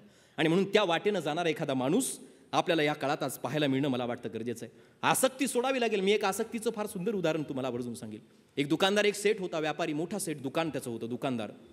दुकान असतं ना, दुकानदार. आणि त्या दुकानदारात शेवटच्या घटका मोजायला लागला. घरात असं ठेवलेलं, शय्येवरती आहेत, सगळे नाते गोते जमलेत, भावंड जमली आहेत, मित्र जमलेत, सगळे सोयरे, मुली जमल्यात, पुत्र जमलेत, सगळे जमलेत. दुकानातलं मन निघत नाही आहे. आणि शेवटी मृत्यू शय्येवरती शेवटच्या घटका मोजतोय. लोक सांगतायत, शेवटचे क्षण मोजतायत, तीर्थंकरांचं स्मरण करा, या जैन परंपरेचं स्मरण करा, देवादिकांचं स्मरण करा. सगळी लोक हे सांगतायत. आणि मग कुणीतरी सांगितलं, बघा तुम्हाला भेटायला हा आलाय, बघा भेटायला तुम्हाला तो आलाय, बघा तुम्हाला भेटायला हे आलेत, बघा तुम्हाला भेटायला ते आलेत, असं सगळे सांगून झाले. सगळे तिथं जमलेत असं सांगितलं. का तर तुम्हाला स्फुरण चढावं, तुम्ही थोडे दिवस अजून जगावं, तुम्हाला चांगलं वाटावं. माझ्या अवतीभोवती सगळे आहेत. पण ते सेठ दुकानदार शेवटच्या घटका मोजताना सुद्धा म्हणतायत, सगळे इथं आलेत मग दुकानावर कोण आहे? सगळे इथं आलेत मग दुकानावर कोण आहे? अशी माणसं कुठल्या आसक्तीतून बाहेर पडणार आहेत? पुढचा जन्म जरी मिळाला तर त्या दुकानातल्या गुळाच्या ढेपेवरचा मुंगळा म्हणून जन्माला यायला बसलीत. हे वास्तव आहे. आणि म्हणून आसक्ती जर सोडली तर आम्ही खऱ्या अर्थाने या विश्वकल्याणाच्या ही जी वाट आम्हाला घालून दिली, जैन परंपरा, जैन धर्माची, ही विचारवादाची, या परंपरेने खरंच चालतोय हे आपल्याला समजून घ्यावं लागेल. अनेकांतवादाचा किती उच्च विचार आहे. एखाद्या गोष्टीकडे पाहत असताना केवळ एकाच नजरेनं पाहायचं नाही. किती मोठा विचार त्या काळी घालून दिला आहे. असं म्हणतात की अर्धवट ज्ञान एखाद्या शस्त्रापेक्षा सुद्धा घातक असतं. याच्या पुढे जाऊन सांगू, अल्गोरिदम नावाचा प्रकार आहे आज. अल्गोरिदम इंग्रजीमध्ये काही लोकांना समजत असेल. अल्गोरिदम सोशल मीडियावर गेलात ना, फेसबुक, इंस्टाग्राम जर उघडलं, यूट्यूब, सुरुवातीला उघडल्याबरोबर तुम्ही जे पाहता ना, सुरुवातीला जे पाहता त्याच्यावरून तुमचं ते सगळं स्कॅन करून तुम्हाला जे आवडतं तेच पुन्हा पुन्हा दाखवलं जातं. जे आवडतं तेच पुन्हा पुन्हा रिपीट होतं. अल्गोरिदम होतं. एका बाजूकडं एकाच दृष्टीनं पाहण्याची सवय या विश्वामध्ये होती. जैन तत्वज्ञानानं तो अल्गोरिदम मोडीत काढला आहे. किती मोठा विचार आहे तो अल्गोरिदम. आम्हाला आत्ता कळायला लागला. तो अल्गोरिदम त्यावेळी मोडीत काढला जैन विचारधारेनं, या जैन परंपरेनं, जैन तत्वज्ञानाने, या तीर्थंकरांच्या विचारांनी. आणि सांगितलं एका गोष्टीला अनेक दृष्टी असतात, अनेक दृष्टिकोनातून पाहता येतं. एखादा ग्लास आहे, तो ग्लास अर्धा भरलेला आहे, तो ग्लास अर्धा भरलेला आहे, तो ग्लास अर्धा रिकामा आहे. दोन्ही दृष्टीनं पाहता येतं. तो ग्लास काचेचा आहे, तो ग्लास एखादा अरिहंत नावाचं काचेचं दुकान असेल तर तो ग्लास अरिहंत दुकानाचा आहे. तो ग्लास पुण्यावरून आणला असेल तर तो ग्लास पुण्याचा आहे. चा जरी लावलं तर एका गोष्टीकडे पाहण्याचे किती दृष्टिकोन आहेत. आणि म्हणून अशा अनेक दृष्टीनं एखाद्या गोष्टीकडे जर पाहिलं तर त्या गोष्टीचा वास्तव अर्थ त्या वस्तूचा आम्हाला समजू शकतो. त्याच दृष्टीनं जीवनाकडं आपण अनेकांतवादाच्या नजरेतून पाहणं आपल्याला गरजेचं. हे अनेकांतवादाचं किती सुंदर आणि किती फिलॉसॉफीच्या नजरेतून, तत्वज्ञानाच्या नजरेतून पाहिलं तर इतकं उत्तम आणि उच्च कोटीतलं अभ्यासू वैचारिक तत्वज्ञान जगात कुठल्या एखाद्या तत्वज्ञानानं जन्माला घातलंय का मला सांगा. अलीकडच्या काळात एवढ्या फेलोशिप्स दिल्या जातात तरी हे तत्वज्ञान जन्माला येत नसल्याचं आज तुम्हाला आणि मला पाहायला मिळतं. हे वास्तव आहे. हेही वास्तव आपल्याला समजून घ्यावं लागेल. जैन धर्म हा कर्मकांडाला न मानणारा धर्म आहे बरं का, हे समजून घ्या. कर्मकांड या गोष्टींच्या पलीकडे गेलेला आहे. अंधश्रद्धा या गोष्टींच्या पलीकडे गेलेला आहे. विज्ञानाला सुद्धा ज्या गोष्टी कळल्या नाहीत त्या गोष्टी अनेक वर्षांपूर्वी, हजारो लाखो वर्षांपूर्वी जैन तत्वज्ञानानं, जैन विचारधारेने मांडल्याच्या पाहायला मिळत आहे. इतका विज्ञानवादी धर्म, विश्वकल्याणाला अपेक्षित असलेलं विज्ञान जैन धर्मातून प्रवाहित होतं, जैन विचारधारेतून प्रवाहित होतं. हे जबाबदारीने मी सांगेल. काय विज्ञान आहे? छोट्या छोट्या गोष्टी आहेत, छोट्या गोष्टी आहेत. काय रात्रीचं भोजन त्याग आपण सहज घेतो. रात्री भोजन त्याग याच्या मागं विज्ञान आहे. रात्रीच्या वेळेला सूर्य मावळल्यानंतर अन्न ग्रहण केलं तर तुम्ही झोपी ज्यावेळी जाता तुमच्या इतर अवयव स्थूल पडलेले असतात आणि पोट ज्यावेळी सुरू राहतं, पोटाचं चक्र अनेक विकारांना जन्म घालतं. विज्ञानानं सिद्ध केलं आहे. विज्ञानानं सिद्ध केलं आहे. पाणी गाळून प्यायचं. पाण्यामध्ये सूक्ष्मजीव असतात, सूक्ष्म जीव अस्तित्वात आहेत. विज्ञानाला अलीकडच्या 20व्या, 18व्या, 19व्या शतकात कळलं असेल पाण्यात सूक्ष्मजीव असतात. हजारो वर्षापूर्वी जैन तत्वज्ञान सांगते पाण्यामध्ये सूक्ष्मजीव असतात. मायक्रो ऑर्गॅनिझम्सचा शोध जर जैन तत्वज्ञानानं त्यावेळी लावला असेल तर अजून आम्ही कणभर सुद्धा जैन तत्वज्ञानाचा अभ्यास केलाय का याचा विचार करावा लागेल. किती खोल आहे, किती विशाल आहे, किती विज्ञानवादी याचा विचार आपल्याला प्रत्येकाला करावा लागेल. झाडामध्ये जीव असतो. जैन तत्वज्ञान तेव्हा सांगायचं, लोक हसायची, नाही म्हणायचे. बोस नावाच्या शास्त्रज्ञानं शोध लावला आणि झाडाला सुद्धा जीव असतो, सेल्स असतात, झाडामध्ये जीव असतो, प्राण असतो. हा विचार जैन इतिहासानं, जैन तत्वज्ञानानं मांडला. हे समजून घ्यावं लागेल. व्रत केल्याच्या नंतर आमच्या शरीराला आवश्यक असलेल्या ज्या गोष्टी प्राप्त होतात, अनेक रोगांपासून आम्ही जे मुक्त होतो, यामागचं विज्ञान सांगितलं. मेडिटेशनचं विज्ञान जैन तत्वज्ञानानं मांडण्याचं काम केलं, ते आम्हाला आता कळत आहे. मानसिक संतुलनासाठी, मानसिक स्वास्थ्यासाठी, मानसिक शांतीसाठी मेडिटेशन गरजेचं असल्याचं आज सांगितलं जातं. 84 लाख योनी अस्तित्वात आहेत त्यावेळी सांगितलं होतं. आता विज्ञान शोध लावत आहे आणि खरोखर 84 लाख योनी इथं अस्तित्वात असल्याचं विज्ञानानं सिद्ध केल्याचं तुम्हाला मला पाहायला मिळत असल्याचं लक्षात येत आहे. ऊर्जेचा सिद्धांत आहे. पुस्तकात शिकलो ना आपण, ऊर्जा, एनर्जी. ऊर्जा, मानगावे सर आपल्याला माहीत आहे, ऊर्जेचा सिद्धांत सांगितला जातो. ऊर्जा नष्टही करता येत नाही, पुन्हा निर्माणही करता येत नाही. ती एका घटकातून दुसऱ्या घटकात हस्तांतरित केली जाते. हा ऊर्जेचा सिद्धांत सुद्धा त्यावेळी जैन तत्वज्ञानानं, जैन विचारधारेनं सांगितला आहे. आणि या ऊर्जेच्या सिद्धांतावर एखादा शास्त्रज्ञ तो शोध लावला म्हणतो आणि त्याच्यावर त्याला जगातली महत्त्वाची मौलिक पुरस्कार मिळतात, कोट्यावधी रुपये तो कमावतो आहे. पण जैन तत्वज्ञान विचारधारेनं त्यावेळी सांगितलं की ऊर्जा नष्टही करता येत नाही, निर्माणही करता येत नाही, ती प्रवाहित केली जाऊ शकते, हस्तांतरित केली जाऊ शकते. हा विज्ञानाचा असलेला विचार आपल्याला प्रत्येकाला समजून मला वाटतं घेणं गरजेचं आहे. कंदाच्या बाबतीत आपल्याला माहिती आहे, जमिनीच्या खाली जे जन्माला येतात फळं, त्या बाबतीतला विचार मांडला, तोही किती मोठा विज्ञानवादी विचार आहे. समयचक्र जे सांगितलं, काळाच्या ज्या आरा, सुषमा काळ असतो, दुष्मा काळ असतो, सुषमा काळ असतो, दुष्मा असतो, दुष्मा असतो, हे जे काळ सांगितले गेलेत, या काळाच्या ज्या आरा सांगितल्या गेल्यात, त्याही समयचक्राकडे पाहिल्याच्या नंतर त्या मागचं विज्ञान किती मोठं, किती दूरचा विचार त्या काळात केलेला हे आपल्या लक्षात यायला लागतं. हे जे ब्रह्मांड आहे, ही सृष्टी आहे, जैन तत्वज्ञान सांगतं या सृष्टीचा कुणी जगत नियंता नाही आहे.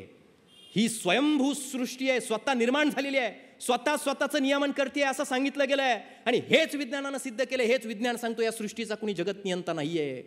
यापेक्षा मोठा विज्ञानवादी धर्म, यापेक्षा मोठा विज्ञानवादी विचार दुसरा काय असू शकतो? दशलक्षण धर्म ते मी सांगणार नाही, कारण आपल्या सगळ्यांना ते ज्ञात माहीत आहेत. या पर्युषण पर्वामध्ये ते दशलक्षण धर्म आपण पाहिले. उत्तम क्षमा, उत्तम मार्दव, उत्तम आर्जव, उत्तम शौच, हे सगळे जे 10 धर्म आहेत वेगवेगळे, सगळ्यांना आपल्याला ज्ञात आहेत. किती मोठ्या स्वरूपाचे हे विचार आहेत जगात. मी तर असं म्हणेल, मला जर कुणी म्हणालं की जगातले सगळे धर्म मी एकत्रित करून सगळ्या धर्मातलं थोडं थोडं चांगलं घेऊन जर तुम्ही एखादा धर्म निर्माण करायला लागाल तर कसा कराल? तर मी सांगेल, मी जैन धर्म तत्वज्ञानातलं उत्तम क्षमा हे तत्व सगळ्यात पहिल्यांदा त्या धर्मामध्ये समाविष्ट करेल, सगळ्यात पहिल्यांदा समाविष्ट करेल. इतक्या उंचीचं तत्व आहे ते. तत्व एक जरी अनुसरलं तर जगात कुठलंच युद्ध होणार नाही. मी सांगतो काय उंचीचं तत्व आहे. माणसानं नम्र असावं, लीन असावं, विनयशील असावं, क्षमा मागण्याचं धारिष्ट्य आपल्यामध्ये असावं. हे जग तुम्ही प्रेमानं जसं जिंकू शकता तसं युद्धानं जिंकू शकत नाही, हे समजून घ्यायला शिका. हे प्रेमाची, क्षमाशीलतेची, विनयशीलतेची ताकद या धर्मात सांगितली. जे सत्य, अहिंसा, अस्तेय, ब्रह्मचर्य, अपरिग्रह, हे पंचमहाव्रत जे सांगितले, रत्नत्रयी सांगितली आहे, किती उंचीचे हे सगळं तत्वज्ञान आहे. सम्यक दर्शन, सम्यक ज्ञान, सम्यक चारित्र्य. सम्यकचा अर्थ मी काय लागतो? चांगलं, योग्य म्हणजे सम्यक नाही. जे बरोबर आहे, योग्य, चांगलं, हा सम्यक शब्दाचा अर्थ होत नाही आहे. तुम्ही म्हणाल हा काय बोलायला लागलाय, पण मला असं वाटतं सम्यक शब्दाचा अर्थ काय सर? सम्यक हा शब्द कुठून आला? सम्यक दर्शन, सम्यक ज्ञान, सम्यक चरित्र आपण म्हणतो पाटील सर. सम्यक शब्द म्हणजे काय? सम्यक हा सम शब्दापासून तयार झालेला शब्द आहे. सम हा शब्द कुठून आला? सम हा शब्द संगीतातून आला. म्युझिक, संगीत जे आहे, संगीतातला जो स्वर असतो तो असा वाढतो, वरती जातो आणि वरून पुन्हा जिथे होता तिथेच खाली येतो. जसा जातो तसा खाली येतो. ती जी समान प्रक्रिया आहे, तिथून सम्यक हा शब्द सुरू झाला आहे. आणि म्हणून हे सम्यक ज्ञान, सम्यक चारित्र्य, सम्यक दर्शन, ती समत्व बुद्धी, ती समत्वाची दृष्टी आम्हाला प्रदान करते. चांगलं वाईट तर अलीकडचं आहे, त्याच्या पलीकडचा हा विचार आहे, हे समजून घ्यायला शिका. असं म्हणतात संत साहित्यानं, वारकरी संप्रदायात जे लिहिलं आहे, जो खंडावो या घाव घाली का लावणी जाणे केली, दोघा एकची सावली वृक्ष जैसा. एखादा वृक्ष, त्या वृक्षाला लागवड करणारा माणूस असू द्या किंवा त्या वृक्षाच्या मुळावर घाव घालणारा माणूस असू द्या, दोघांना सारखीच सावली देतो की नाही? तो म्हणतो का हा लागवड करतोय म्हणून याला चांगली सावली, जो माझ्यावर घाव घालतो त्याला चांगली सावली नाही? दोघांना समान सावली देण्याचं काम तो वृक्ष जसा करतो तसं माणसानं असावं, हे या त्रिरत्नातून आपल्याला, त्रिसूत्रीतून लक्षात यायला लागतं. हे यातून आपल्या लक्षात यायला लागतं. एक उदाहरण आहे. एक शिकारी जंगलात गेला. एक जैन साधू एका झाडाच्या खाली ध्यानधारणा करत बसलेले, विचार चिंतन मंथन करत बसलेले होते. त्या शिकाऱ्यानं एक मेलेला साप घेतला. ते जैन साधू हालचाल करत नाहीत हे पाहिलं आणि रागात त्या साधूच्या गळ्यामध्ये तो साप अडकवला. प्रचंड मुंग्या त्या सापाला लागल्या आणि सगळ्या शरीराला जैन साधूच्या मुंग्या लगडल्या. तो शिकारी घरी आला आणि हसत हसत आपल्या पत्नीला त्याने ही गोष्ट सांगितली. त्या पत्नीला राग आला, वाईट वाटलं एखाद्या साधूसोबत असं वर्तन करणं. ती पत्नी धावत धावत गेली आणि त्या साधूकडे पाहिलं आणि त्या साधूच्या गळ्यातला साप काढला, सगळ्या मुंग्या झटकून काढल्या. साधूला ज्यावेळी साधू ध्यानातून बाहेर आले त्यांनी पाहिलं, पण त्या पत्नीला, त्या स्त्रीला असं वाटलं असेल मी चांगलं कृत्य केलं म्हणून मला आशीर्वाद मिळेल, मी वाईट कृत्य माझ्या पतीनं केलं म्हणून त्याला शाप मिळेल. पण जैन एकमेव साधू असतात, तुमच्या चांगल्या कामाबद्दल तुम्हाला शाप किंवा वाईट तुमच्या चांगल्या कामाबद्दल तुम्हाला आशीर्वाद किंवा वाईट कामाबद्दल तुम्हाला शाप, हे त्यांच्याकडे तत्व आणि सूत्र नसतं, हे समजून घ्या. समत्व बुद्धी, प्रत्येकाच्या प्रती समत्व भाव, मग तो कुणी असू द्या, तो समानतेचा भाव आपल्याला पाहायला मिळतो. म्हणून जी आपण म्हणतो ना, जादुई उदाहरणं अनेक संत महापुरुषांच्या चरित्रात पाहायला मिळतात की यानं चांगलं काम केलं संताच्या बाबतीत म्हणून त्याला चांगला आशीर्वाद मिळतो, त्याचं भलं सांगितलं जातं अनेक उदाहरणांमध्ये. एखाद्यानं वाईट केलं म्हणून तो पार रसा तळाला गेला असं सांगितलं जातं. असं जैन तत्व इतिहासात कुठे सांगितलं जात नाही. हा विचार आहे, हा एक उन्नत अशा स्वरूपाचा विचार आपण प्रत्येकानं, मला वाटतं, समजून घेणं सगळ्यात जास्त गरजेचं आहे. मला जाणीव आहे, मी बराच वेळचं बोलतोय मानगावे सर. शेवटच्या टप्प्यात येत असताना मोजक्या 1-2-4 गोष्टी फक्त थोड्या काही मिनिटांमध्ये सांगायच्यात. या देशाशी असलेल्या नात्यापासून आपण जैन धर्माची सुरुवात केली होती. या देशावर ज्यावेळी संकट आलं सगळ्यात मोठं, ही मायभू बंदित होती. सेनापती बापटाने हुंकार भरला, कविता लिहिली त्यावेळी की बंदित मायभू ही आम्ही खुले कशाला, आईवरी विपत्ती आम्ही मुले कशाला, रक्ताळला देह अन भडका जीवात झाला, येणार कोण बोला आईस सोडवाया, या मातृभूमीला मुक्ती करायला, या मातृभूमीला स्वातंत्र्य द्यायला कोण येणार? अनेक वीरांनी आहुती दिली, हिंसेच्या मार्गाने इंग्रजांच्या विरोधात लढले गेले, पण एकमेव महात्मा गांधी नावाचा सत्पुरुष महापुरुष या धरेवर जन्माला आला, भगवान महावीरांच्या विचारानं मार्गस्थ झाला, सत्य आणि अहिंसेची कास धरली. हिंसेनं जे शक्य झालं नाही, गांधीजींनी अहिंसेच्या सत्याच्या मार्गाने ब्रिटिशांना या देशातून पळून लावलं. देश स्वातंत्र्याच्या छायेत आला, देशाला स्वातंत्र्य मिळालं. या देशावरती असलेला हा जैन तत्वज्ञानाचा विचाराचा किती मोठा विचार आहे हे समजून घ्या. जगानं अनुसरलं हे तत्व. प्रत्येक देशाच्या संविधानात लोकशाहीमध्ये अहिंसेला, सत्याला ते मूल्य दिलं गेलं. लोकशाहीचा गाभा आणि पाया तो रचला गेला. या देशाच्या स्वातंत्र्याची बीजं या जैन तत्वज्ञानाच्या विचारातून जन्माला आली होती. या देशाला स्वातंत्र्य मिळण्यामध्ये या विचाराचं अतिशय मौलिक अशा स्वरूपाचं असलेलं हे योगदान सुद्धा तुम्हाला मला पाहावं लागेल. हिंसेनं काही होत नाही. सिकंदर भारताच्या सीमेवर ज्यावेळी आला, जग जिंकत जिंकत त्या सीमेवर आलेल्या सिकंदराला आपल्याकडचं वैभव, त्या वैभवाच्या एवढ्या मोठ्या गर्वानं चालणारा तो सिकंदर ज्यावेळी पाहतो, एका खडकावर बसलेला तो अनावृत्त झालेला जैन साधू त्याने पाहिल्याच्या नंतर त्याला जीवनाचा अर्थ कळायला लागला. त्या सिकंदराला, अरे काही नाही, हे थोतांड आहे. मी जे कमावलं, एवढा संपत्ती, एवढा जगातला सगळ्या जगजेता मी म्हणतोय स्वतःला, पण या अनावृत्त साधूकडे पाहिल्याच्या नंतर कळतं, या दिगंबर साधूकडे पाहिल्याच्या नंतर कळतं जगण्याचा खरा अर्थ काय, जगण्याची खरी दृष्टी या साधूला, जगण्याचा खरा दृष्टिकोन या साधूला गावला. हतबल झाला सिकंदर. अलेक्झांडरच्या बाबतीत माहीत आहे, अलेक्झांडर ज्यावेळी सगळा जगजेता होता असा जर निघाला ना रस्त्यानं, तर झळाळी पसरायची सगळीकडे. एवढं सोनं नाणं, मुणिक माती, हिरे, सैन्य घेऊन निघायचा. शेवटच्या घटका मोजायला लागला, मरायला लागला, मृत्यूशय्येवर होता.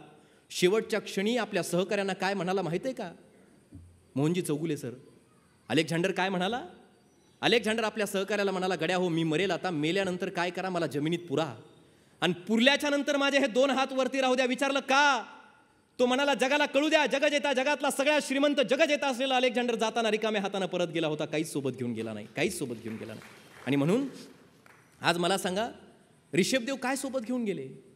भगवान महावीर काय सोबत घेऊन गेले? ही सगळी माणसं काळाआड जाऊन लाखो हजारो वर्ष उलटतायत, पण लोकांच्या काळजाआड मात्र ही माणसं जाऊ शकली नाहीत.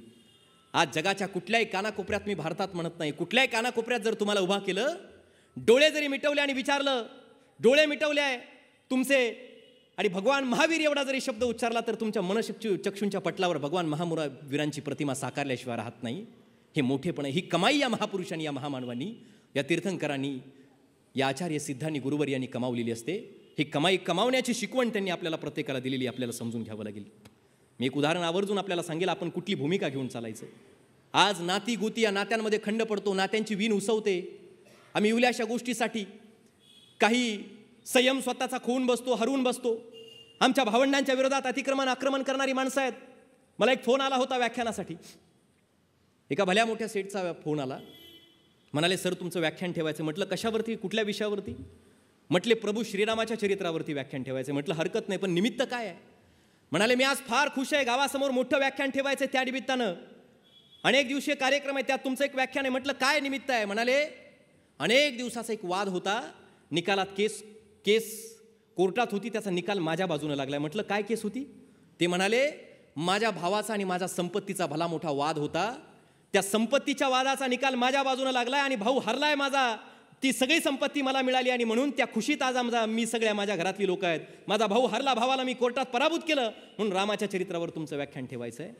मी म्हटलं, ज्या प्रभू श्रीरामाचा भरत नावाचा भाऊ जे रामाचं चरित्र आम्हाला सांगतं की राम माझा भाऊ 14 वर्षाच्या वनवासाला गेलाय, म्हणून भरत नावाचा भाऊ त्या राजसिंहासनावरती बसायचं सोडून त्या रामाची पादुका डोक्यावरती घेऊन येतोय, आणि 14 वर्ष शरयूच्या तीरावर कुटी करून वास्तव्य करतो, भावाची वाट बघत बसतो. ही तत्वज्ञान, ही परंपरा आमच्या देशाकडे असताना आपण त्या रामाचं व्याख्यान, त्या रामचरित्राचं व्याख्यान भावाविरोधात कोर्टात केस जिंकलो म्हणून जर ठेवणार असू, तर कोणत्या दिशेला आपण जातोय हा विचार करा. म्हणून भावाच्या सोबत जिथं असेल त्याला खरं रामायण कळालं, त्याला सगळे विचार कळाले. राम रावणातलं फरक काय? असं म्हणतात रावण आता पुढच्या युगात तीर्थंकर होणार आहे, असंही सांगितलं जातं तत्वज्ञान इतिहासामध्ये. रावण एवढा ज्ञानी, मानगावे सरांची आमची चर्चा झाली, पण का? मोह, स्वतःवरचा संयम नसणं, समर्पणाची भावना नसणं, अहमपणाचा, मीपणाचा भाव डोक्यात, गर्वाचा भाव डोक्यात चढणं, यातून रावणाची लंका जळते. ज्याचा भाऊ ज्याच्यासोबत आहे तो खरा राम आहे, त्याला खरा राम कळला, आणि ज्याचा भाऊ ज्याच्यासोबत नाही त्याच्या काळजात रावण आहे. हे मी जबाबदारीने या कार्यक्रमाच्या निमित्तानं सांगेल, हे जबाबदारीनं सांगेल. एक उदाहरण सांगतो शेवटचं. एक टेकडी असते, टेकडी. आज तुम्ही त्यातून काय घ्यायचं हे समजून घ्या. या कार्यक्रमाच्या निमित्ताने, या विश्वकल्याणाचं सोपं हे सगळं तत्वज्ञान, हे तत्वज्ञान इतक्या सहजतेनं आपल्याला समजून घेता आलं पाहिजे. हे विश्वकल्याणाचं जे जैन तत्वज्ञान आहे हे इतकं सहज आहे, जगातल्या प्रत्येक माणसानं अशा पद्धतीनं घेणं गरजेचं आहे. एक टेकडी आहे बघा, तुम्ही काय घ्यायचं या उदाहरणातून. एक टेकडी आहे, अशी टेकडी उंच, आणि त्या टेकडीवरती गुराखी आहेत, गुरं चारतायत, असे खाली येत आहेत गुरं चारत चारत. उन्हाळ्याचे दिवस आहेत, प्रचंड ऊन आहे. एक मुलगी पाठीवरती, भाऊ आहे तिचा छोटासा भाऊ, पाठीवर असा बांधला, आणि ती टेकडी चढत अशी वरती निघाली. ऊन मी म्हणतंय, ज्वाळेचे लोट उगतंय, पोटात भूक लागली, तिला तहान लागली, घामाच्या धारा प्रवाहित व्हायला लागल्या अंगामधून, वरती चढते आणि गुराखी असे खाली येत आहेत, गुरं घेऊन खाली येत आहेत. आणि त्यांनी पाहिलं ही मुलगी जीवाशी खेळ करते, एवढी उंच टेकडी, एवढ्या उन्हामध्ये लाही करणाऱ्या उन्हात चढते, तिला तहान लागली आहे. ते म्हणतात का चालली, का जीवाशी खेळतीये. गुराखी म्हणताय ठेव ते पाठीवरचं ओझं बाजूला ठेव, ओझं घेऊन वरती चालले, बाजूला ठेव ते ओझं, तुला चढणं होत नाही, मग वरती जा. ती मुलगी म्हणते ते ओझं आहे का. अहो ते ओझं नाही, पाठीवरून आलेला माझा तो सख्खा भाऊ आहे, माझ्या रक्ताच्या नात्यातला, माझा नात्यातला तो सख्खा भाऊ आहे. ती मुलगी निघून जाते, स्वतःच्या जीवाशी खेळ करत टेकडी चढून पार करते, घरात जाते. दुसरा दिवस उजाडतो. तेच चित्र होतं.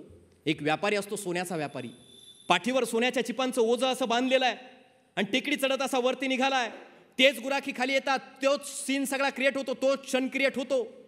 सूर्य ज्वाळेचे लोट ओकतो, त्याच्या अंगातून घामाच्या धारा प्रवाहित होत आहेत, भूक लागते, तहानेनं व्याकुळ होतो. आणि ते गुराखी त्यालाही म्हणतायत अहो सेठ काय वरती चाललायत, म्हणाले ते ओझं एवढं मोठं घेऊन, ठेवा ते ओझं बाजूला आणि जा वरती. ते व्यापारी म्हणतायत अहो ते ओझं आहे का, अहो ते ओझं आहे का, ते सोन्याच्या चिपा आहेत. तो जर पाठीवरचा भाऊ असता तर बाजूला ठेवला असता, तो काय पाठीवरचा भाऊ आहे का. किती साधं सहज उदाहरण आहे. आपण यातून काय घ्यायचं. आज धनाढ्य बाबींच्यासाठी नात्यांना उस्कटवणारे, नात्यांची विण मुडीत काढणारी माणसं समाजात जन्माला येत असतील तर मग आम्ही जैन तत्वज्ञान अनुसरलं नाही, मग आम्ही जैन विचारधारेच्या मार्गाने मार्गस्थ होत नाहीत हे समजून घ्यायला शिका. आणि म्हणून पाठीवरच्या भावाशी त्या नात्यानं एकमेकांशी परस्परांशी संवादानं वागणं, यात खरं जैन तत्वज्ञान, यात खरा जैन विचार आहे. यात तुम्ही खरे आहात, तुम्ही आम्ही खरे जीन आहोत, हाही विचार आपल्याला प्रत्येकाला समजून घेणं मला वाटतं गरजेचं. हे आपल्याला प्रत्येकाला आज या कार्यक्रमाच्या निमित्तानं समजून घ्यावं लागेल. मला जाणीव आहे, मी बराच वेळचं बोलतोय, एक तरुण, एक पोरगं, एक लेकरू बोलतोय म्हणून कानांचा कोट करून तुम्ही ऐकताय. शेवटचा फक्त 1 मिनिट तुमचा मी घेणार आहे. आपल्याला अनेक कथा माहिती आहेत. कर्माच्या बाबतीत जैन तत्वज्ञानाने दिलेला विचार किती मोठा आहे.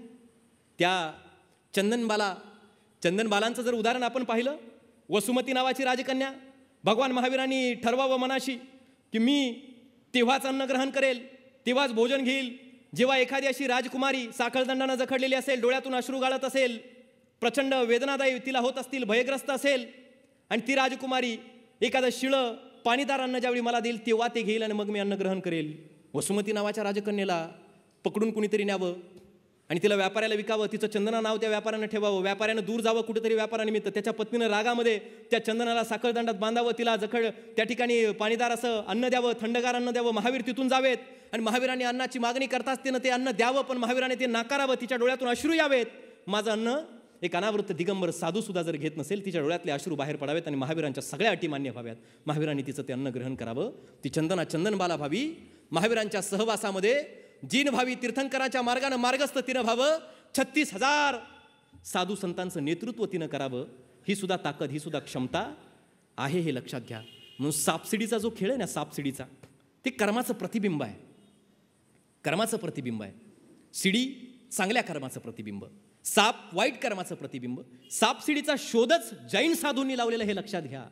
सापसिडी या खेळाचा शोधच मुळात जैन साधूंनी लावलाय. ते कर्म आम्हाला प्रदर्शित करतं, कर्माचं प्रतिबिंब आहे. आणि म्हणून तुमचं कर्म तुमचं भवितव्य दर्शवत असतं, तुमच्या भवितव्याला दिशा देत असतं. हे सुद्धा आपण प्रत्येकानं मला वाटतं समजून घेणं या ठिकाणी गरजेचं आहे. मी एक महत्त्वाची गोष्ट सांगेल. आज जगाच्या नजरा, जगाच्या दृष्टीमध्ये आपल्याला हे स्थापित करणं तुमची माझी प्रत्येकाची जबाबदारी आहे. केवळ स्वतःच्या उन्नतीसाठी नाही, तर आमचा हा धर्म, आमचा हा विचार, आमचं हे तत्वज्ञान विश्वाच्या कल्याणाचं आहे. आणि या तत्वज्ञानाच्या वाटेनं आम्हाला मार्ग प्रवाहित व्हायचं असेल तर आम्हाला हे जगासमोर न्यावं लागेल, जगासमोर स्थापित करावं लागेल. मुंबईचं विमानतळ आहे, डोमेस्टिक फ्लाईट जिथून उडतात त्या घरेलू विमानतळाच्या तिथे बाहुबलींची मूर्ती, त्या मूर्तीचं उद्घाटन झालं होतं. मूर्ती उभा राहिली होती. आपल्याला माहीत नाही असे आहे की नाही मला माहीत नाही, पण अनेक वर्षांपूर्वी बाहुबलींची मूर्ती उभा राहिली. अनेक लोकांनी विरोध केला. विमानातून खाली उतरल्याच्या बरोबर ही अशी नग्नावस्थेत असलेली म्हणायचे ते दिगंबर असलेली ही मूर्ती आम्ही पाहायची का, लोकांनी पाहायची का, विरोध केला. अनेकांच्या विरोधानंतर अर्धवट मूर्ती झाकली गेली आणि काही काळानं तिथून ती मूर्ती हलवली. किती दुर्दैव आहे हे. लोकांच्या नजरांमध्ये आम्हाला त्या दिगंबरत्वाचा खरा अर्थ स्थापित करण्यात आम्ही कुठं कमी पडतोय का? आम्हाला छाती ठोकून सांगावं लागेल, अरे एवढं मोठं स्वतःचं राजघराणं, स्वतःचं राजस्व त्यागून महावीर वर्धमान नावाचा एखादा तरुण ज्यावेळी निघतो, स्वतः जंगलातून प्रवास करत असताना त्या दिगंबर वृत्तीनं जाणारे ते महावीर स्वतःच्या अंगावरचे कपडे एका काट्यामध्ये अडकले, तर ते अडकलेले कपडे सुद्धा अपरिग्रह ज्या तत्वाच्या अनुसरून त्या कपड्यांचा त्याग करणारा महावीर नावाचा एखादा माणूस या धरेवरती जन्माला आला होता. हे अनावृत्त असणं, हे दिगंबरत्व आम्हाला जगाला सांगावं लागेल. त्याचा अर्थ काय? तुमची नजर त्याच्या पलीकडे गेली पाहिजे, हे विश्वाला आम्हाला संबोधून सांगावं लागेल. ही आमची तुमची प्रत्येकाची नैतिक जबाबदारी आहे. हे सुद्धा या कार्यक्रमाच्या निमित्तानं सांगेल. आपण या धरेवर जन्माला येतो, या सृष्टीचं आपण काहीतरी देणं लागतो, म्हणून या धरेसाठी आपण काहीतरी करणं ही आपली जबाबदारी असली पाहिजे. मी म्हणेल देश घडवला पाहिजे, पण देश घडवणं याचा अर्थ फक्त सीमेवर जाऊन बंदूक चालवणं नाही होत. देशासाठी करोडो रुपये दान करणं नाही होत. मी सहज सांगतो, मी दिल्लीला गेलो, मगाशी सरांनी माझा परिचय करून देताना उल्लेख केला. देशाच्या संसदेमध्ये जाण्याचं भाग्य मला मिळालं. महाराष्ट्राचा एकमेव प्रतिनिधी, हिंदी भाषेत भाषण केलं, दिल्लीत गेलो, भाषण स्पर्धेत विजेता झालो. देशातून 25 पोरं आली. ओम बिर्ला लोकसभेचे स्पीकर होते, त्यांनी प्रश्न विचारला 25 पोरांना सहज बसल्या की आप देश सेवा के मायने क्या रखते हो, देश सेवा का अर्थ आप क्या समझते हो? उत्तर प्रदेश बिहारची पोरं म्हणाली, पाकिस्तान जैसे शत्रु के खिलाफ बंदूक लेके लढणं, शस्त्र घेऊन लढणं. एखाद पोरगं मध्य प्रदेश हरियाणाकडचं म्हणालं की आम्ही आमच्याकडे असलेली करोडो रुपयांची संपत्ती देशाला दान करणं. मी म्हणालो, एखाद्या सार्वजनिक ठिकाणावरून जर आम्ही निघालो आणि एखाद्या वेळेस एखाद्या फाटक्या कपड्यातल्या माणसाला त्या सार्वजनिक ठिकाणावरून जाताना, त्या शासकीय कार्यालयातून जाताना नळाची साधी एक तुट्टी जर असेल आणि ती चांगली बंद केली नसल्यामुळे पाणी वाहून जाताना दिसलं आणि त्याला वाटलं की माझ्या देशाची संपत्ती असलेलं पाणी अनावश्यकपणे वाहून जात आहे, नीट बंद करावी, तेवढा विचार जरी त्याच्या मनात जन्माला आला, तो त्याच्या वाट्याचा त्यावेळेला देश घडवतो, हे लक्षात घ्या. आणि म्हणून इतक्या सहजतेनं आपल्याला प्रत्येक कृतीतून आपल्या राष्ट्राप्रतीचं हे जबाबदारी आहे, धरेप्रतीची जबाबदारी आपल्याला नेटानं पार पाडता येणं गरजेचं आहे. सरकारी शासकीय बसमधलं मी एक उदाहरण त्यांना सांगितलं. सरकारी बसमध्ये एसटीत बसलेली लोक, सुटाबुटातली टाय घातलेली सुशिक्षित लोक त्या बसला नाव ठेवत आहेत की सरकारी बस किती घाण आहे, सरकारी बस किती वाईट आहे. पण एक आजी आहे आमच्या मराठवाड्यातली, फाटक्या कपड्यातली, नाटी घातलेली, नऊवारी नाटी नेसलेली, आणि ती आजी पाहते सीटवर बसली, तिचा अंगाचा वास येईल म्हणून तिच्या जवळ सुद्धा कोणी बसलं नाही. शिकलेली लोक बसला नाव ठेवत आहेत, घरी यायला वेळ आहे, अंतर आहे. त्या फाटलेल्या सीटकडे पाहते आणि स्वतःच्या कमरेला पिशवी असायची बघा जुन्या माणसांच्या, आमच्या आजींच्या, ती पिशवी काढते, सुई आणि दोरा काढते आणि त्या दोऱ्यानं ते फाटलेलं सीट शिवत बसते. घरी यायला वेळ, विरंगुळा म्हणून. या देशाची संपत्ती असलेल्या बसचं फाटलेलं सीट शिवण्याचा विचार तिच्या मनात जर जन्माला येत असेल, तर शिकलेल्या PhDंच्या लाखो रुपयांच्या या पदव्या, हजारो डिग्र्या जर प्राप्त केलेल्या माणसापेक्षा सुद्धा मोठ्या प्रमाणात राष्ट्रहिताचं काम ती करते, हे लक्षात घ्या. आणि म्हणून तुम्ही शिक्षक असाल तर शिक्षण देण्याचं काम, ज्ञानदानाचं काम तुम्ही प्रामाणिकपणे ज्यावेळी करता त्यावेळी तुम्ही तुमच्या वाट्याचा देश घडवता. तुम्ही उद्योजक असाल, तुमचा उद्योग तुम्ही नेटानं प्रामाणिकपणे पार पाडता, तुमच्या वाट्याचा देश घडवता. तुम्ही कुठल्या क्षेत्रात असा, त्या क्षेत्रात प्रामाणिकपणे या सगळ्या तत्वांना जैन धर्म परंपरेच्या अनुसरून तुम्ही कृती करता, त्यावेळी तुम्ही तुमच्या वाट्याचा देश घडवत असता. हे आपल्याला प्रत्येकाला समजून घेणं मला वाटतं गरजेचं आहे. हे आपण समजून घ्यायला एवढंच बोलतो. शेवटचं सांगताना एवढंच म्हणेल, आपली परंपरा सांगते, ताटात जर एक भाकरी असेल तर आपली आपण खायची माणसाची प्रवृत्ती आहे की नाही मानगावे सर? आपली भाकरी आपण खायची माणसाची प्रवृत्ती, आपली खायची लोकांची हिसकवायची विकृती आहे. पण आपल्या ताटात एक भाकरी असताना आपली अर्धी भाकरी खाऊन अर्धी एखाद्या भुकेल्या माणसाच्या मुखात घालायची ही आमची खरी संस्कृती आहे. हा आमचा खरा विचार आहे. हा विचार आपल्याला प्रत्येकाला प्रवाहित करावा लागेल. हाही विचार या कार्यक्रमाच्या निमित्तानं सांगेल. रोहिणीचं एक उदाहरण आहे, 10 सेकंदाचं फक्त. रोहिणी नावाचा एक प्रसिद्ध चोर होता. बघा, आपण काही महापुरुषांचं शिकून घेत नाही, अंगीकारत नाही. रोहिणी नावाचा महावीरांच्या काळातला प्रसिद्ध चोर होता. त्याच्या वडिलांनी त्याला सुनावलं होतं, आपला चोरीचा धंदा आहे, व्यवसाय आहे. याद राख, महावीरांचा ज्यावेळी तिथं तत्वज्ञान सांगितलं जात असेल, आख्यान व्याख्यान सुरू असेल, तिथून जात असताना कानं बंद करून जायचं, एकही शब्द महावीरांचा ऐकायचा नाही. त्याला माहित होतं त्याच्या वडिलांना, ह्यानं जर ऐकलं तर हा चोरी सोडून देईल. तो गेला एके दिवशी, मध्यधुंद्या अवस्थेमध्ये चोरी केली आणि एका ठिकाणी पडला. एका मोठ्या, जिथं चांगले चांगले पुरुष स्त्रिया, त्याला सुंदर स्त्रिया दिसायला लागल्या, तिथं तो पडला. त्यानं विचारलं, हे काय आहे, मी कुठे आलो आहे? त्या लोकांनी सांगितलं, तू स्वर्गात आहे आणि हे सगळी देव आहेत. पण त्यानं पाहिलं, अरे या देवांच्या, यांना देव म्हटलं जात आहे, पण यांच्या अंगावर घाम येतो आहे, यांच्या डोळ्यांची उघडझाप होती आहे, याचा अर्थ हे देव नाही आहेत. आणि मग त्यानं तिथून पाय काढता घेतला. त्याला कळलं ते ठग होते, मला फसवत होते, मला मृत्यूदंड ते देणार होते. तो वाचला आणि निघाला. आणि त्यावेळी त्याला आठवलं, ते देव नाही आहेत, देवांच्या डोळ्याची उघडझाप होत नसते, अंगावर घाम येत नसतो. हे कुठं ऐकलं होतं? महावीरांच्या व्याख्यानाच्या जवळून ज्यावेळी निघाला होता, वडिलांनी सांगितलं होतं कान बंद करून जायचं, कान बंद केले होते, पण पायात काटा मोडला आणि तो काटा काढायला फक्त कानावरचे बोट काढले तेवढ्या वेळात ते ऐकलं होतं महावीरांनी सांगितलेलं व्याख्यानातलं की देवाच्या डोळ्यांची उघडझाप होत नसते, त्यांच्या अंगावर घाम येत नसतो. तेवढंच ऐकलं, तेवढ्यातून जगण्याची सुटका झाली, जीवनाची सुटका झाली. तसं आम्ही महावीरांचं एक तत्व जरी अनुसरलं, आमच्या जगण्याची खरी सुटका होईल. हे वडीलधाऱ्यांनो, माता माऊलींनो लक्षात घ्या. ते तुम्ही अनुसराल ही कामना या कार्यक्रमाच्या निमित्ताने या ठिकाणी व्यक्त करतो. तुम्ही अत्यंत धैर्यानं, संयमानं माझ्यासारख्या लेकराला श्रवण केलं, तरुणाला श्रवण केलं, त्याबद्दल अंतकरणापासून आपले आभार व्यक्त करतो. सकल दिगंबर जैन समाज Ichalkaranji, lions club of Ichalkaranji व rotary club of Ichalkaranji central या सर्वांचे विशेषत्वानं Shri Adinath cooperative bank limited आहे, सन्मती सहकारी बँक, श्री वर्धमान नागरी सहकारी पतसंस्था, कल्लाप्पन्ना आवाडी इचलकरंजी जनता सहकारी bank, Chougule sweet mart and dairy, Shri Lakshmi सहकारी औद्योगिक वसाहत लिमिटेड, प्रकाश आवाडी नगर हातकणंगले या सगळ्यांच्या आणि आपल्या सगळ्यांचं अंतकरणापासून आभार व्यक्त करतो. आपल्या ऋणात राहतो. आपण मला सन्मानित केलं. विशेषत्वानं जैन हे जन्मानं होतं असं मला वाटत नाही. मी जैन नाही आहे, मी जन्मानं जैन नाही आहे, पण मी असं समजणारा तरुण आहे. मी जरी इतर धर्मामध्ये जन्माला आलेलो व्यक्ती असलो तरी जैन हा धर्म जन्माने प्राप्त होत नाही. तुम्ही जैन म्हणून जन्माला आलात म्हणजे तुम्ही जैन नाही. जैन हा एकमेव धर्म आहे जो कर्मानं प्राप्त होतो. आणि म्हणून प्रामाणिकपणे माझ्या कर्मातून एक चांगला जैन होण्याचा प्रामाणिक प्रयत्न आयुष्यभर मी करेल, हे या मंचावरून विश्वकल्याणाच्यासाठी या ठिकाणी आपल्याला शब्द देतो. एवढंच या निमित्तानं बोलतो. सर्वांचं परत मनापासून आभार मानतो. विशेषत्वानं कालपासून सांगोल्याला व्याख्यान होतं म्हणून इथं आलो आणि कालपासून अतिशय चांगली व्यवस्था ज्यांनी माझी सगळ्यांनी केली, विशेषत्वानं माझ्या सगळा आदरातिथ्य सन्मान आणि ही सगळी परंपरा ही सगळी जबाबदारी पार पाडणारे चंद्रकांतजी पाटील असतील आणि त्यांच्या सोबतीनं मला अतिशय चांगला पाहुणचार ज्यांच्या माध्यमातून मिळाला ते मोहनजी चौगुले. विशेषत्वानं अतिशय चांगल्या पद्धतीची ट्रीटमेंट त्यांच्याकडून मला मिळाली. मी त्यांच्या घरीही गेलो. आपल्यात अशी काही माणसं आहेत, रुची माणसाला जगण्याला जास्त आनंद प्राप्त करते. जगण्याचं एक साधन असते. पत्रलेखनाची रुची.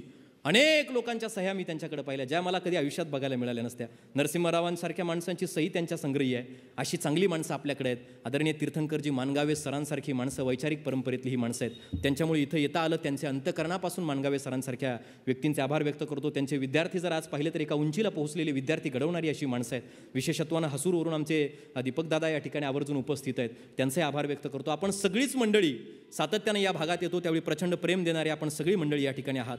त्याबद्दल आपले परत अंतकरणापासून आभार व्यक्त करतो.